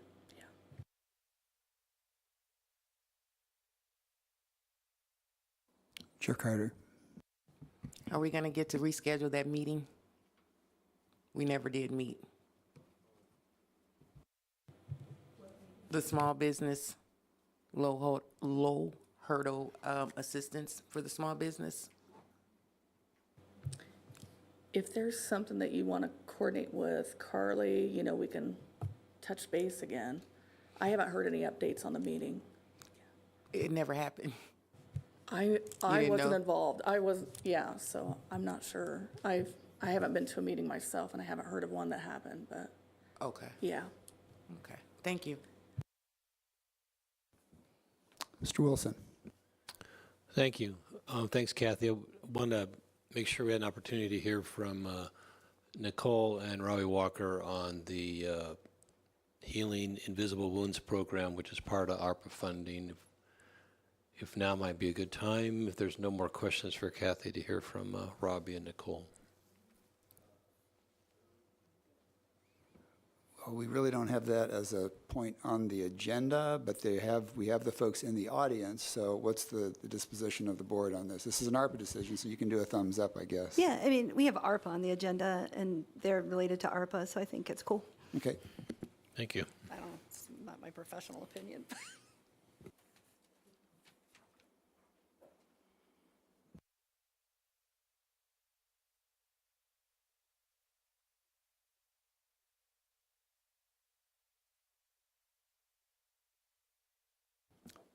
Welcome, Mr. Walker. Okay, you're good. Thank you. Yes, thank you so much for allowing us to come and present to you updates to what we have. Nicole. Good evening. I'm Nicole Massey, and I'm working with Robbie Walker on the Healing Invisible Wounds project. And we heard a couple of minutes ago that in this county we have been creative with the ARPA money, and we can certainly agree with that because without that money, this project would not have been possible. We're heading into our third conference on November 9. I haven't heard any other events on that day, so if you have time, please come out. It's the third conference that we're putting on, and we will be focusing on healthy interventions, family systems, substance abuse, and we want to end on a positive note with family fun and bonding activities. We had our first conference talking about the mental health issues, giving a brief overview. We learned about the journey of grief. At our second conference, we talked in detail about substance abuse and, again, mental health issues. We tried to include the spouses, the families, and now we want to wrap it up with the third conference, really inviting family members, the spouses, the partners, the children, so we can learn about strategies, how to handle the stress, how to handle triggers, how to improve communication. Somebody told me yesterday we all are not good at that, and I can agree. There's always more to learn. And we picked November 9 because of Veterans Day. And when we talk about honoring our military personnel, those that have served, we also need to acknowledge the sacrifices that they have made and the struggles some of them face. And this is sometimes the struggle leaving the military, transitioning into civilian life, which is sometimes very different, has its own challenges. And some of the service members have the feeling that they don't fit in. You come back from Iraq one day, you have a lot of responsibilities, and you have to fulfill your duty, and then you stand in a grocery store and you need to choose between 20 packs of cereals. That is sometimes overwhelming. And you have the spouses and the children that are affected by it. So when we say that we want to honor our military personnel, those that have served, we need to acknowledge that. And as a county, we need to provide the services. And not only on November 11th, but throughout the year. And I'm glad that we have made progress. I have seen the conversations. I have seen the comments that were made by participants. If a spouse at an event at a conference says, "I wish my husband would be here," we have already made a big step forward, even though the husband was not there. But that spouse learned something. She found the community, she learned strategies. Over the course of this project, I have talked with more military spouses than I've ever talked in this county. And we acknowledge each other, we know the struggles. We don't need to talk much about it because we know what is said.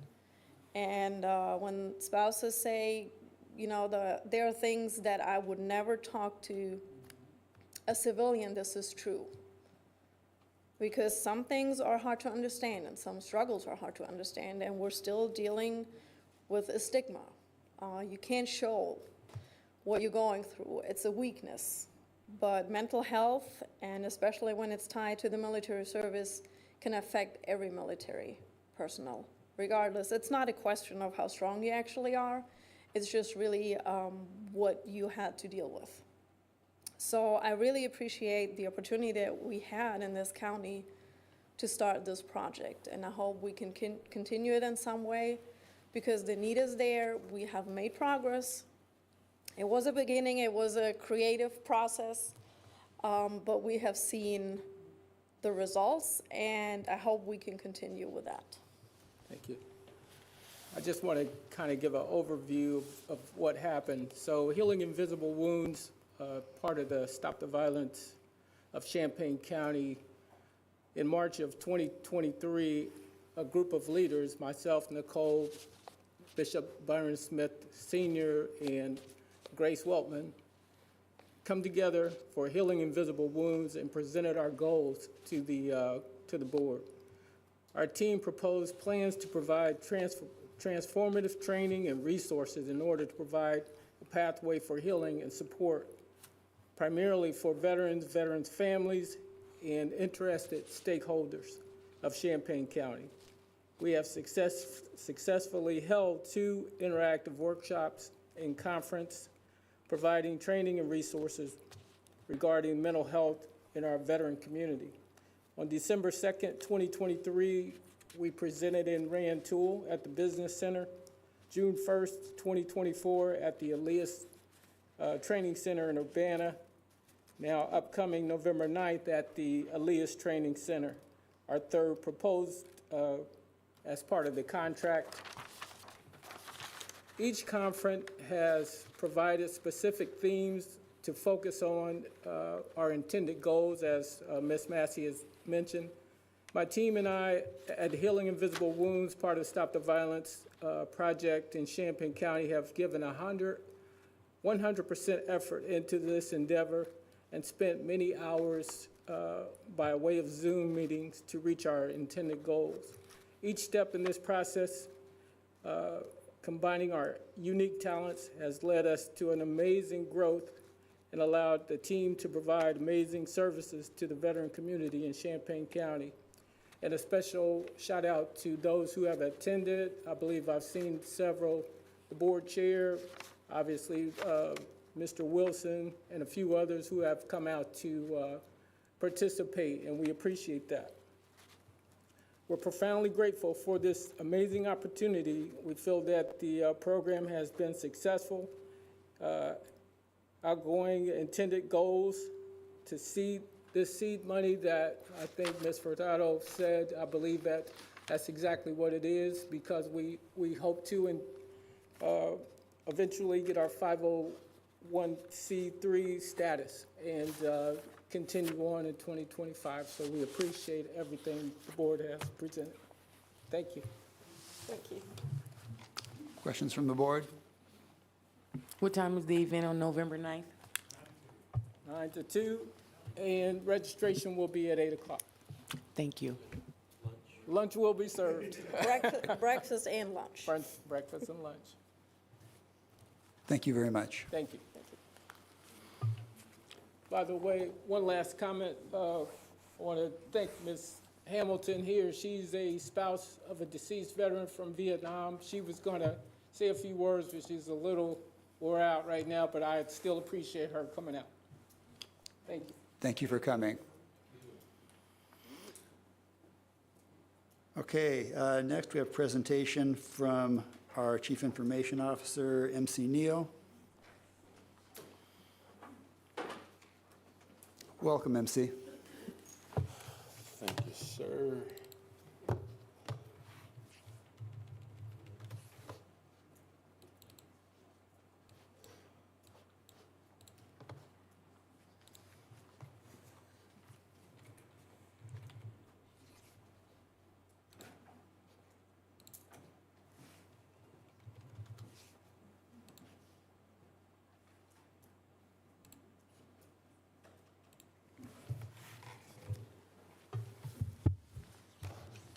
Right. Good evening, board members. Had a conversation a while back with Dr. Storr in regards to what County IT was doing in regards to our cybersecurity stance, and was sharing information with him, and he thought it would be worthwhile for me to come in front of you all to share that information to the board as a whole instead of to him. As much as I know everyone loves hearing about IT, I will try to be as brief as possible tonight. Really just going to focus on 3 areas. 1, the cybersecurity aspect that Dr. Storr asked about. 2, just projects and plans that we have on the horizon up and coming for the next year.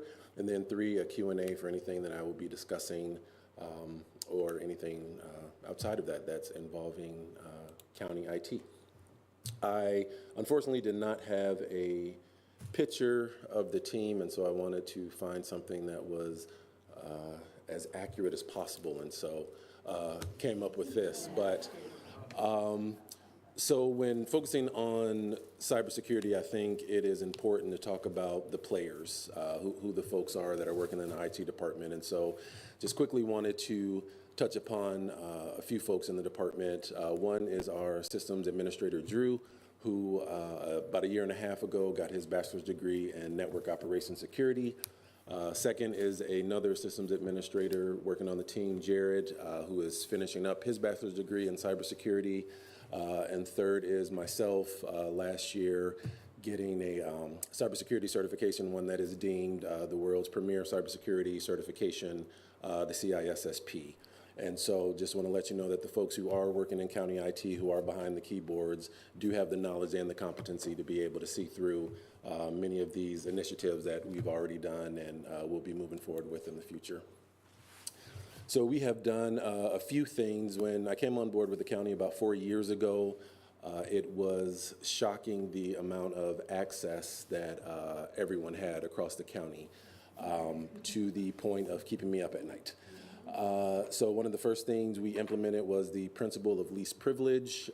Pretty much it just says that you give people the amount of authority or access or administration that they need to do their job and nothing more.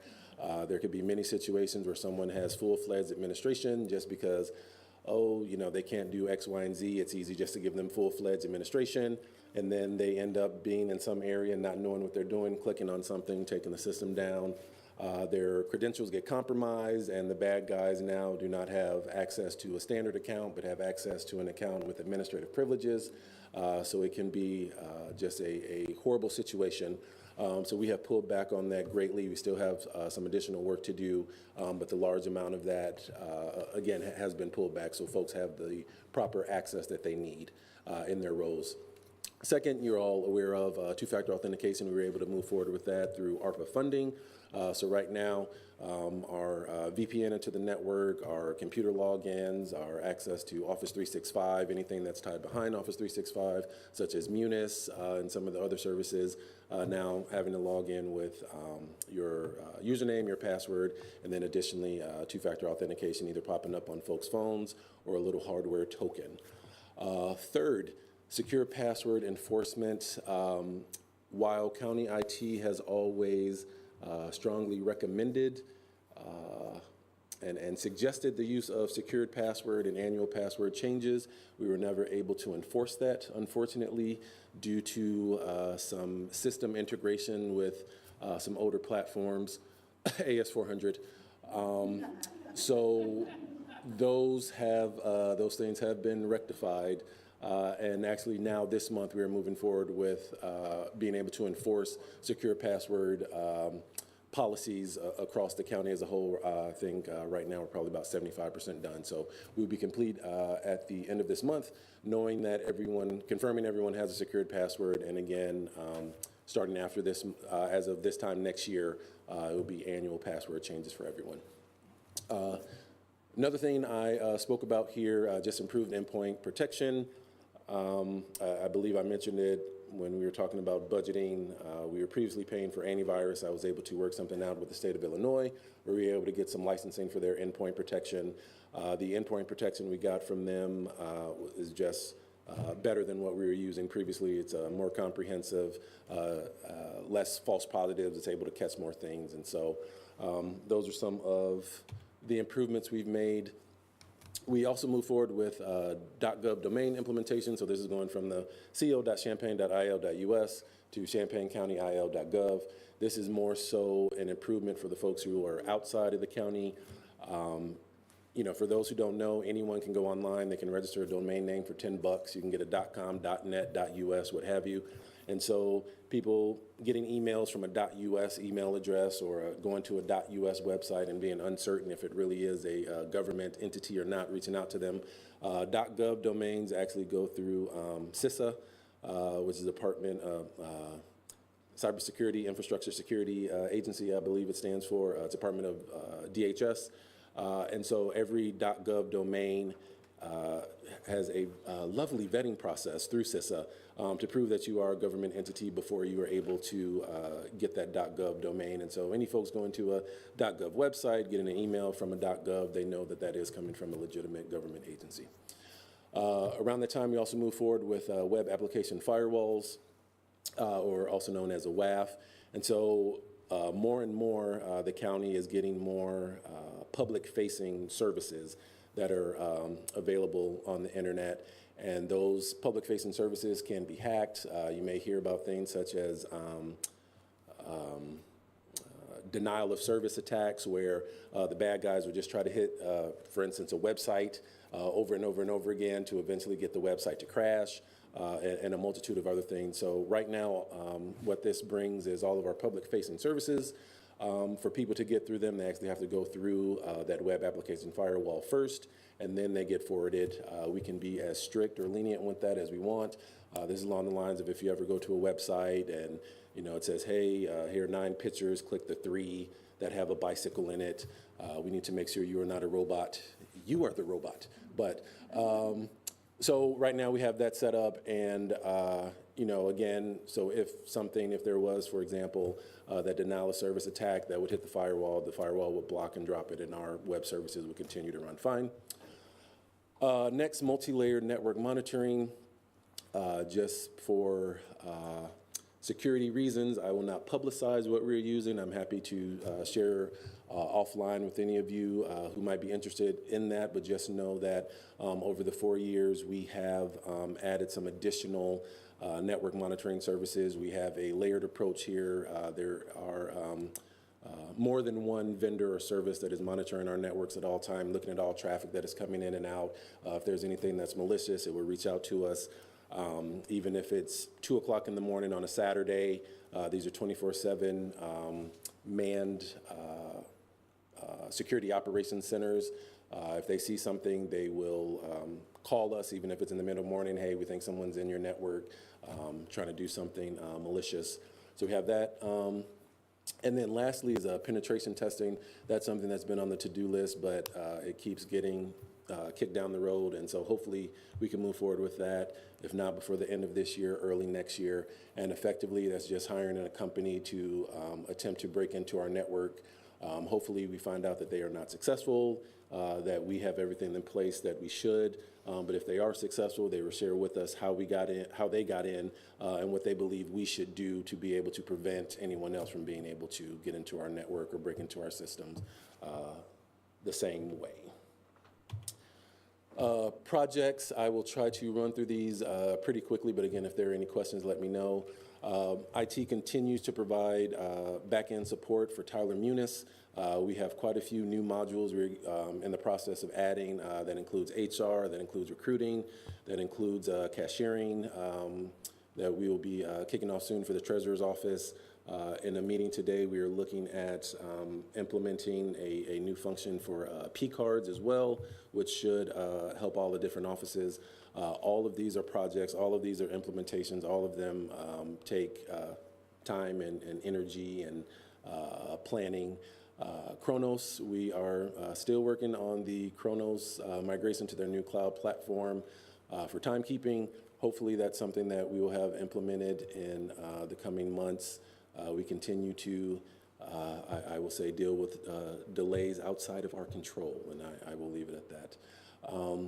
The new buildings, Bennett Administration Center and the jail expansion, everything that's involved with IT on those we're dealing with, setting up infrastructure, wired networking, wireless networking, servers, copiers, printers, desktops, and then obviously with Bennett additionally moving all of the equipment from all of the offices here in Brookings over to Bennett, making sure everything is up and running and still working once we get there.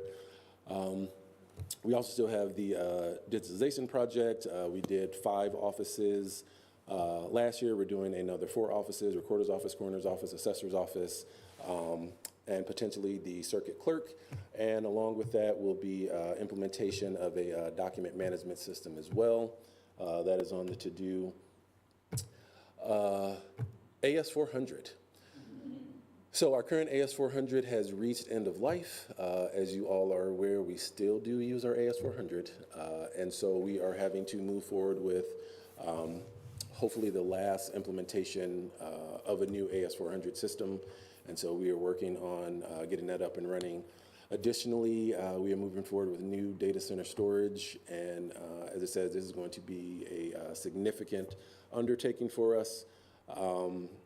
Just the procurement in and of itself is quite the lift, and then the installation, configuration of the platform, the data migration, the testing, monitoring, making sure everything after go live is up and running. This is going to bring some huge benefits to us, though. We're going to have exponentially faster data storage. We're going to be able to scale much more quickly. So as departments reach out to us regularly, hey, we want to implement this new system, we're going to need some new storage, we'll be able to scale much more quickly. It will come with some additional security benefits. One is ransomware protection. So for those who don't know the way ransomware works, pretty much all of your files get encrypted with a key, and the bad guys say, hey, if you want that key, you need to pay us, and you're not able to access those files without that encryption key. And so this new data storage will monitor and look, and if it starts seeing files being encrypted, it will stop that, it will kill that connection, and the ones that were encrypted, it will revert back to previous versions. And so many other benefits as well. Plans and policies, tech plan, the current tech plan expires next year, so a refresh of that is on the to-do list, as well as refreshing our disaster recovery plan, as well as creating a AI policy. Along with the AI policy, it's going to be training that's going to come with that as well. I am of the stance, some of my peers across the state do not agree with it, but I am of the stance that we should not completely block out all things related to AI, but we should safeguard and make certain things available and train people and teach them on what they can use, what information they can put in it. And so, again, when that policy is created and when it is defined, what AI platforms you can use, what you can use it for, again, some additional training will be coming out for that as well. And many other plans and documents and policies that will need to be updated as well. And miscellaneous, with the move to Bennett, we have some large TVs on each of the floors. They will be functioning as digital signage. So getting a new digital signage platform set up for that, something that will potentially bleed over to the rest of our buildings as well. Our copier contract renewal is right now through Xerox, a 5-year contract. It is up, I believe in February, March. So getting that done, we're replacing a large percentage of our Wi-Fi access points, the aforementioned penetration tests, and just the normal day-to-day of keeping all the lights on and IT and many other things. And so that was all I had. If there are any questions, I am happy to answer. Beth. So, you have 4 people under you right now? Is that? So right now, IT staff is 14. 2 of those were new positions from the circuit clerk. It was Kirk Bedwell's position. We made that 2, brought it over, have not been able to fill those positions. One of them, we actually partnered with the sanitary district. We are now providing IT support for them. They're paying for one of the positions, so that position is for them. So that leaves us with around 10 or 11 folks. And that's we have 2 desktop support guys or help desk. We have 3 system administrators. We have a reporting analyst. We have someone who is still supporting the AS400 platform. And we have a vacant senior security or a senior system administrator who is supposed to be driving a lot of this cybersecurity work. We had a great person, and he got a better offer and left, and so a lot of that stuff has been falling on me. So, yeah, you should have 3 or 4 people on each of these projects you've named. So, kudos to you, and I am so sorry I have been there. I hope you get sleep sometime soon. Are we mostly a Microsoft shop, at least as far as the rank and file go? Yes, ma'am. Are we thinking about moving towards passwordless at all anytime soon? That is, That's the looking dream? into that is something that is on the ever-growing to-do list. Gotcha. And for the 2-factor, what are we using? I You will don't tell want you to- afterwards. Gotcha. Okay, Yes. that's cool. Yeah, I'm exhausted just listening to you because I know the kind of work you're talking about. And I am so sorry that because I think the university probably poached at least one of your guys. I really hope the sales tax passes because this is the kind of stuff we need to fund because you do not want to go through a ransomware incident. You think the News Gazette reporting is bad now. You have not seen bad. This is the kind of stuff we need to fund, regardless. I mean, thank you. I know what you're doing. I know it's a heavy lift, and I appreciate that you are still here. Please, God, don't leave. I'll bake you a cake. I'll make Leah bake you a cake. See, now I'm getting serious. Just thank you for all you do. I appreciate it. Thank you. Don. You just added another question for me. So the two positions that are currently vacant, not the senior admin one, but the other 2, are they tech?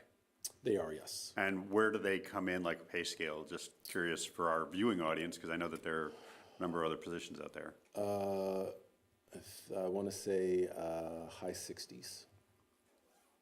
Okay. It is they are database positions. Yeah.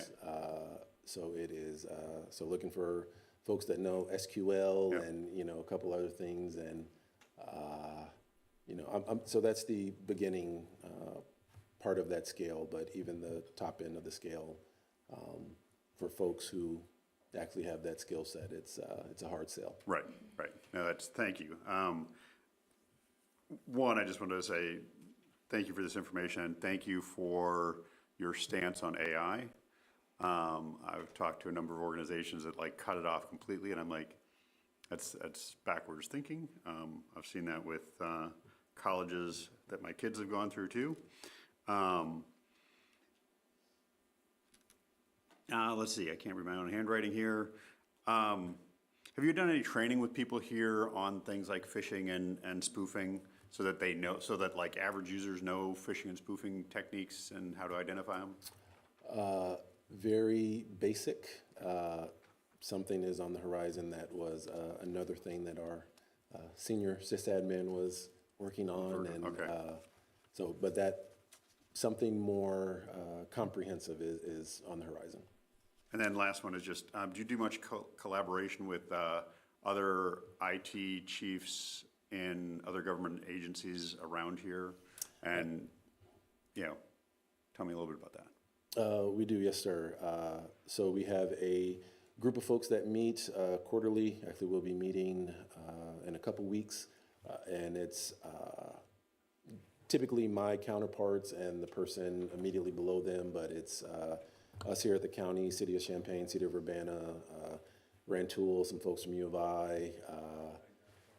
Invites are open to school districts, public libraries, so all the government IT professionals. Again, we connect quarterly. We talk about what we're working on, any of our pain points, try to offer any assistance we can. And additionally, should there ever be, some ransomware attack or something along those lines, there's a unofficial agreement that will be all hands on deck to help each of the other agencies. Chair Carter. Thank you. I've heard a lot tonight about priorities. This is top priority to me. I think having the security for our county is very important. So thank you for all that you do for our county. I had a question. We're supposed to be changing our email addresses, right? Yes. Okay. And so even though we haven't went a year cycle, we still need to do it this year? So certain board members haven't been moved over, and I'm not sure if you're one of them, haven't been moved over to the .gov yet, but even once you have been moved over to the .gov, you could have set a password that we are not 100% sure if it's secure or not. So in that instance, we are making you reset just so we can have that certainty. And then after that set up, once a year, it will need to be updated. Okay. And did I hear you say that you're alerted anytime that there is malicious-ware? So that's 24 hours a day that you're on the clock with the county, basically? Me and a couple of the other guys, yes. Wow. Okay. And that was it. Thank you again. Yes, ma'am. Stephanie. I just want to thank you. I want to thank you for your grace and your patience and your professionalism and the amazing amount of work that you've done. And I would love to see what you can do if both of your hands weren't tied behind your back. But the work that you've done for this county has been exemplary, especially given the lack of resources that we have provided you. And I really hope that one day we are in a position soon to remedy that situation. But thank you. Thank you. Yes, ma'am. Dr. Storr. Thank you.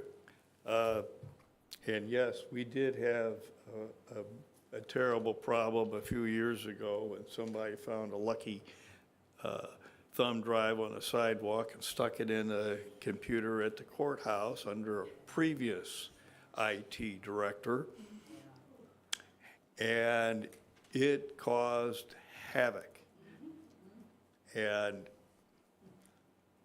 knowing a little. I am grateful for the diligence and good work of the IT department and your leadership. Thank you for your leadership. And if we ever have a memorial service for the AS 400, I hope that I am remembered. Have you seen Office Space? We can make that happen. And, well, we'll appreciate your taking the time out to come to a cantankerous board and sit through so much. Mr. Wilson. Thank you so much for being here. Really appreciate it. I also appreciate the phone calls I get every now and then when my VPN shifts over to Albania instead of Chicago. And thanks for calling in and say, hey, who is this guy? So that's me. And so I'm very careful now, I think, to make sure my VPN is tied to Chicago rather than somewhere outside the contiguous United States. And then on a follow-up with Mr. Owen, on the fishing part, there's a couple. I do some consulting on the nuclear business side, and then the company I do consulting with, you can just take this with a grain of salt. They very aggressive on tracking phishing and attachments.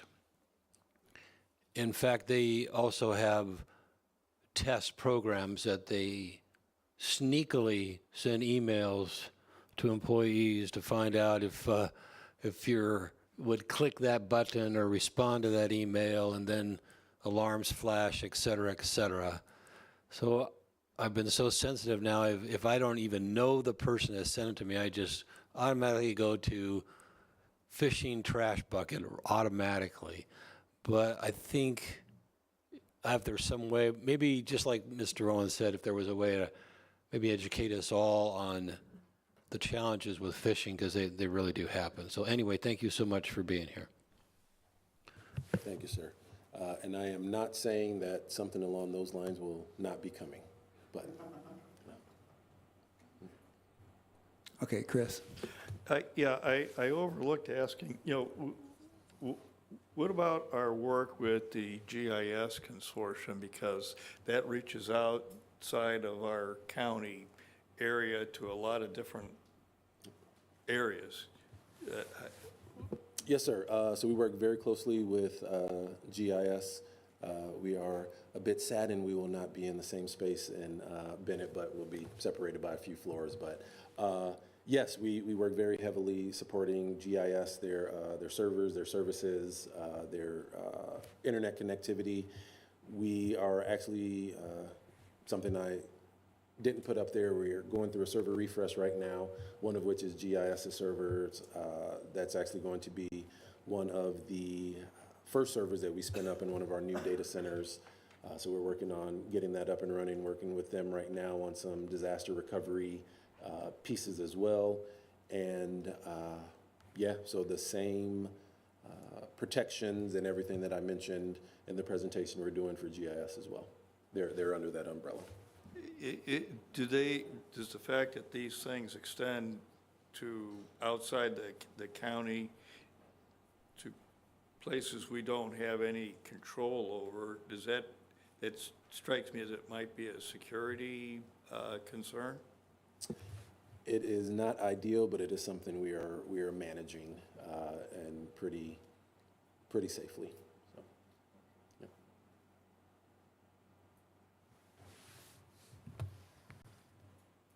Further questions from anyone on the board? Thank you, MC. Appreciate you coming. Thank you. All right, moving on, approval of the minutes. Can I get a motion to approve the minutes of the September 19th, 2024 regular meeting? Finish there, not. Second. Second by Diane any discussion? Sorry, I apologize sincerely. Yeah.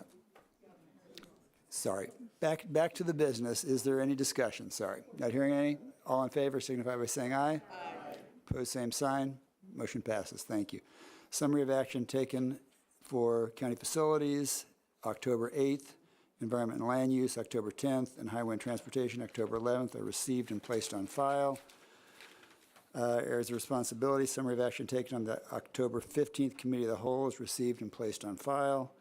Would the Finance Chair make committee's recommendation for item number 1? I move the adoption of resolution number 2024-259 approving amended judgment in 2008 L202. She's made the motion. Second by our Vice Chair. Any discussion? All those in favor, please signify by saying aye. Aye. Opposed, same sign. There's the budget amendment that will fund this judgment later in the agenda. All right, on to new business. If there's no objection, can I get an omnibus motion to approve adoption of Resolution 2024-260, authorizing payment of claims, and adoption of Resolution 2024-261, approving purchases not following purchasing policy? Motion by Farney, second by Straub. Any discussion? Mr. Wilson. Thank you. I actually had 2 comments about these 2 items. So how does that go if there's an omnibus discussion? Is there still a discussion about them or not? Oh, okay, thanks. Name the item that your question is, or comment is regarding. Payment register, item A. I have a comment about that. And then approving purchases not following purchasing policy, also have a opposition to that.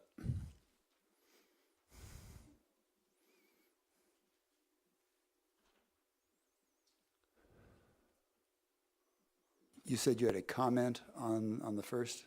Did I miss Yeah, on the that? payment register, I pulled up the payment register and looked at it. And then I looked at the open invoices. And the date of the open invoices is 1 October, but I'm seeing, at least as of today, that 16 items are over 60 days late on being paid. And would have liked the auditor to have been here to explain why these items are overdue. It doesn't seem correct. Having not had that job, it's hard for me to complain of a job I never had before, but it just seems being 60 days late is borderline inappropriate or unacceptable, or has to be a way to resolve it. And then I was curious why the open invoices doesn't have an aggregate number of all the outstanding open invoices and what is due, which seemed to be remiss on that open invoice report.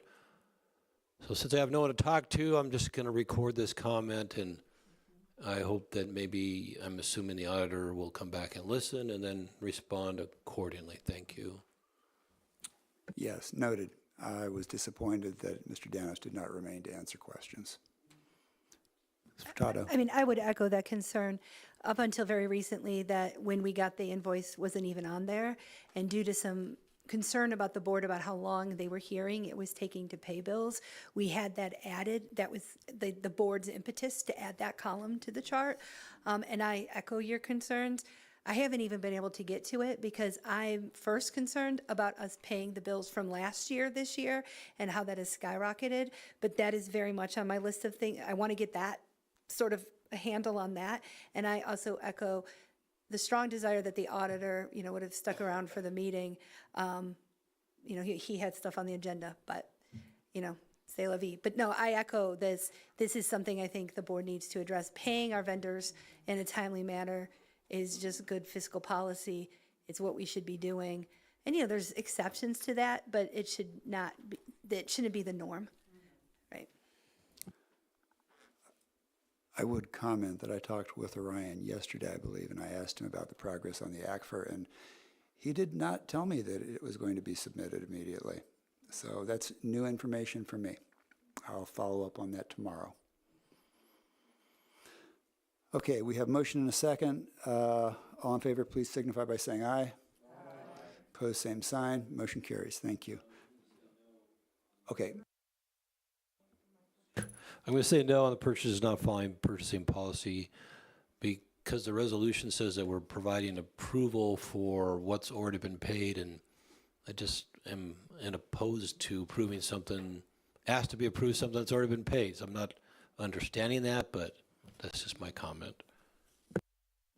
This is Mr. going to be Tata, the only sorry. time in the history of the universe that we agree about two things in one meeting.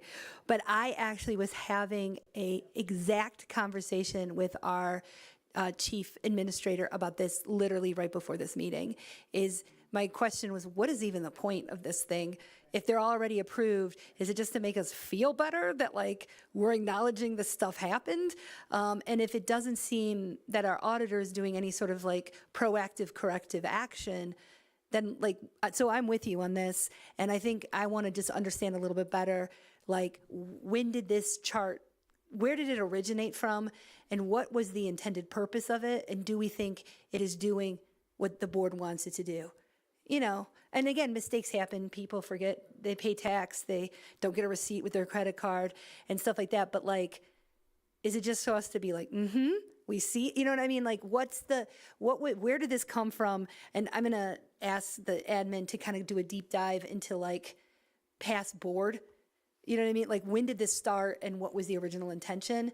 And then I think one of the things we could do next year as a body is like, this is our report. The auditor compiles it for us for our fiscal policy. Do we think it's working? And if not, what other mechanism would we like? I don't think that's a question we can answer today, but literally I was talking about this today, so this is weird. So let it be recorded on October 24th, 2024, that Mr. Wilson and Ms. Furtado actually agreed on 2 items. Duly noted. Thank you. All right, so that did pass. Let's see. Moving on, can I get adoption of resolution number 2024-262, approving amendment to contract with Brown Russo for County Plaza renovation project? Moved by Ms. Carter, second by Ms. Locke. Any discussion? All in favor, please signify by saying aye. Aye. Opposed, same sign. Motion carries. All right, if there is no objection, can I get an omnibus motion to approve adoption of resolution number 2024-263, approving an intergovernmental agreement between Champaign and Ford Counties Head Start and Early Head Start, and adoption of resolution number 2024-264, approving an intergovernmental agreement between Champaign and Iroquois Counties Head Start and Early Head Start, and adoption of resolution number 2024-265, approving an intergovernmental agreement between Champaign, Vermilion Counties Head Start and Early Head Start. Motion by Thorsland, second by Owen. Any discussion?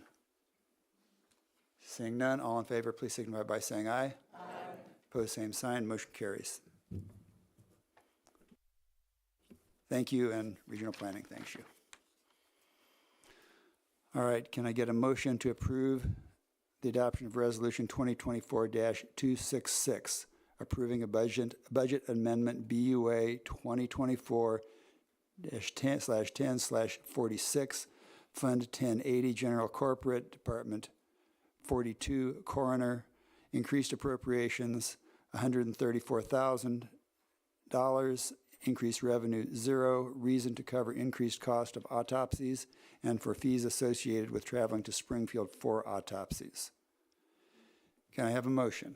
Okay, a motion by Banish-Thurnaut, second by Straub. Is there any discussion?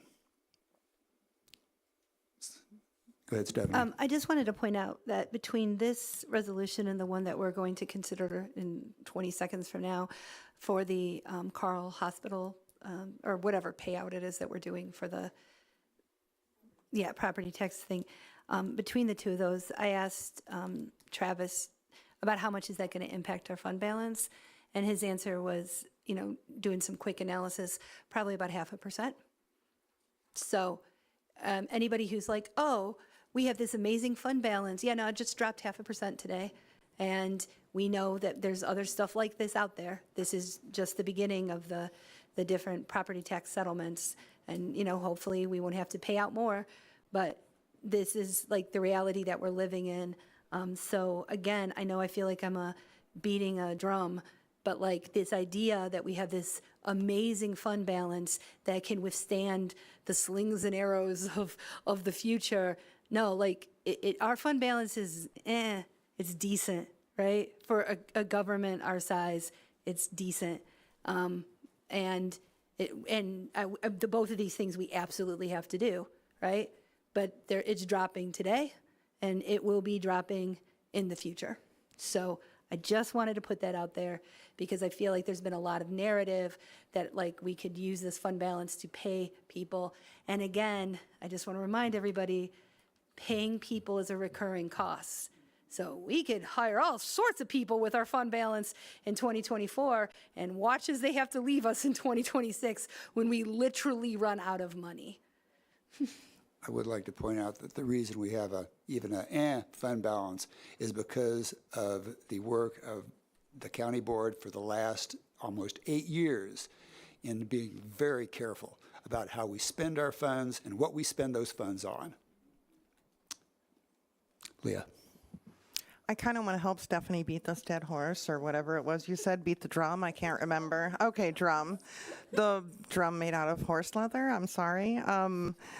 It's my understanding that the reason we pay this out of fund balance and why our fund balance is the way it is that we knew this was coming and we were saving this money in our fund balance because we knew we would have to pay it. Is that true? That's true on the Carl case. On this, no. On the Carl one, yes. This is although I would argue that maybe could have been anticipated. I mean, I think we could have known that the coroner that apparently was the pathologist that was apparently paying us ridiculously under market value, which nobody had ever told me in the history of time, was going to retire someday, and maybe we needed an exit plan for that, right? But that dollar amount, right? Like, so this one wasn't like maybe as in our fortune ball, whatever. The other one, yes, was very much something that, I mean, if you've been alive on this board since, I don't know, since Lorraine, I think. I mean, these court cases have been going on for years at this point. So yeah, that one is definitely anticipated. This one was more, but that's the point, is you have anticipated unobligated money in there, right? You know, the opioid money was in our fund balance, right? And then you have unanticipated, oh no, I need $134,000 so that our residents can get death certificates. And we need the ability for both of those things.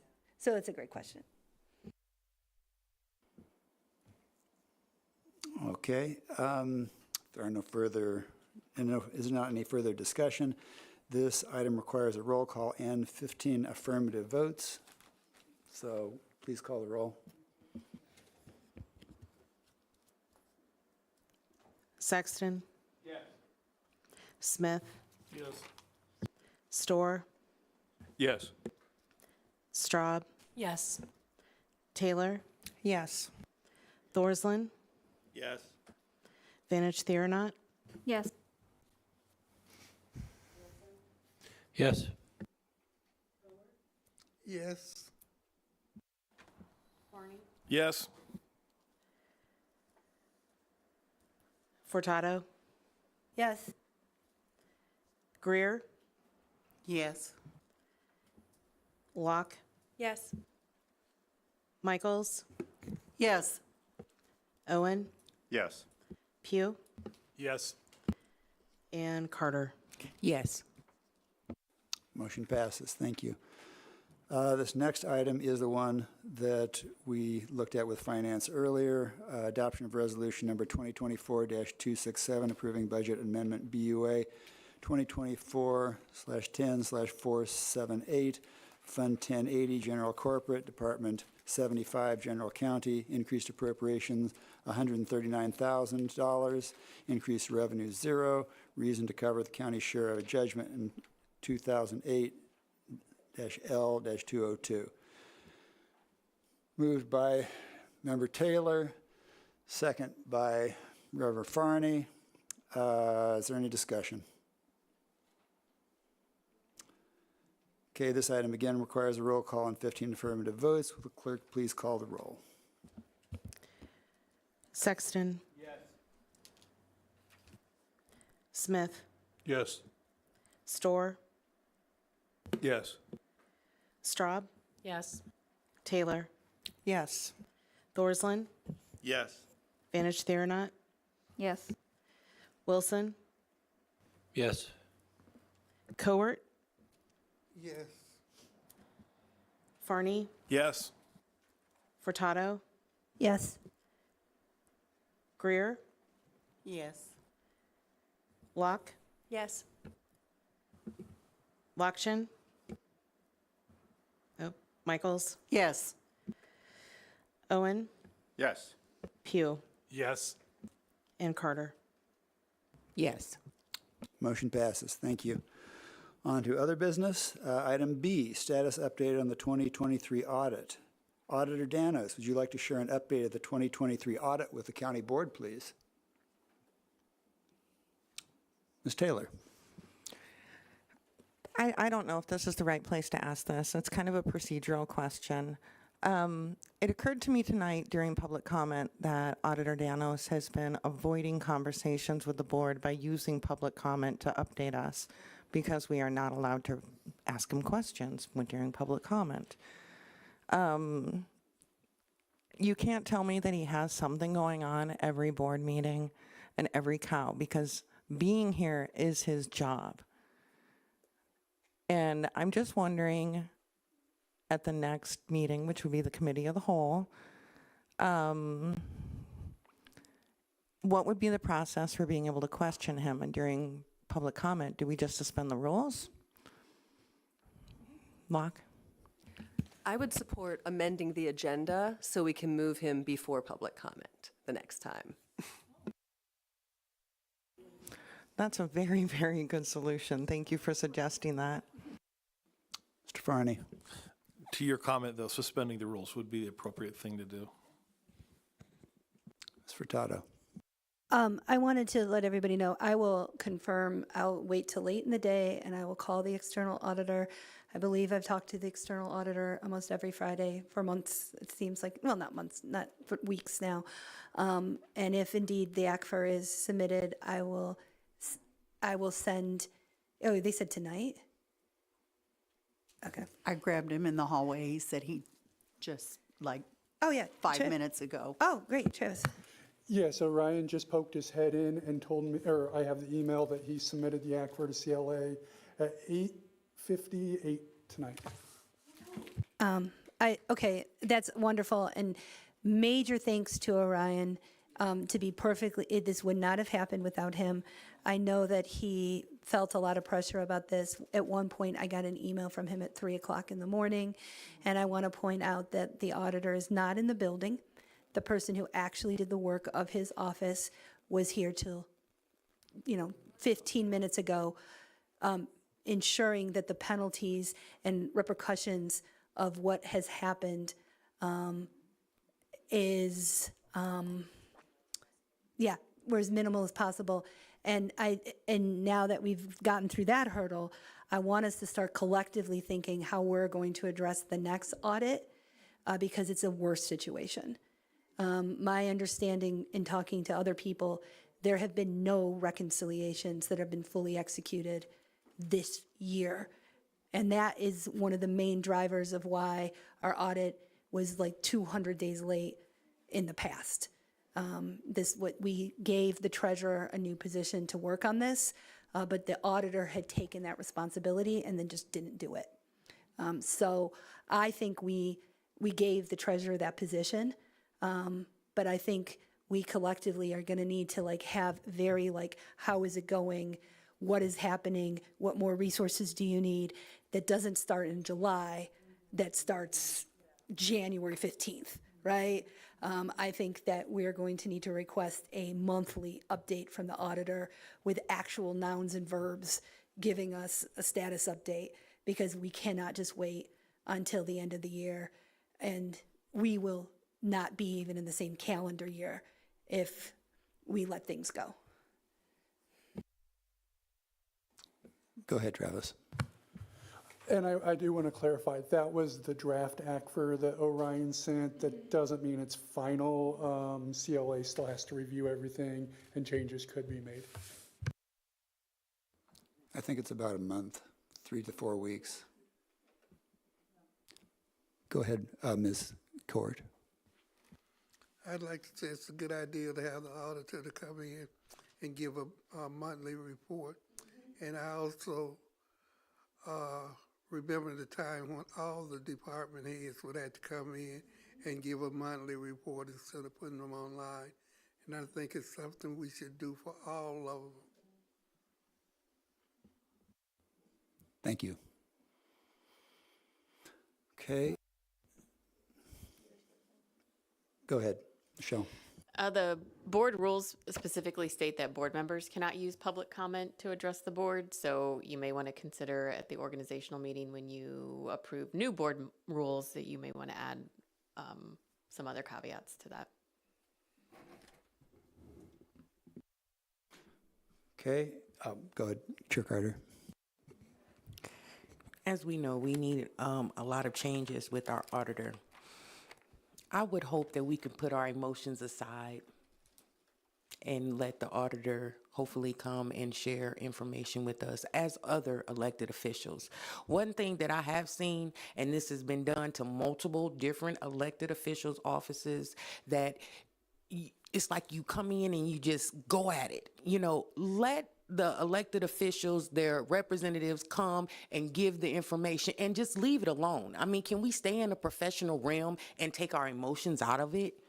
I mean, you're asking to have him come in and give a presentation, but yet it's going to end up into a screaming match. You know, I just wish, and it's really sad that we're even here, but I wish that if that is at all possible, that we can stay as board members within a professional realm, not get to rolling our eyes, flipping our hair while the presentation or whatever is being said. I mean, come on, we got to have some accountability on our behaviors too, as the reasons why they don't want to present or they don't want to share information with us. So that's my little 2 cents, and hopefully we can mature and grow up and look at this as a professional atmosphere and act accordingly. Thank you.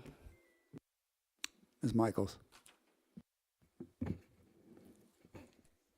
I don't often get into a personal issue with things going on with the board. I tend to keep it at the item at hand, the specifics of what we're talking about here. But I will say there are a lot of important, and I'm going off this board, but I have been here a long time, just like Ms. Cohort and several others.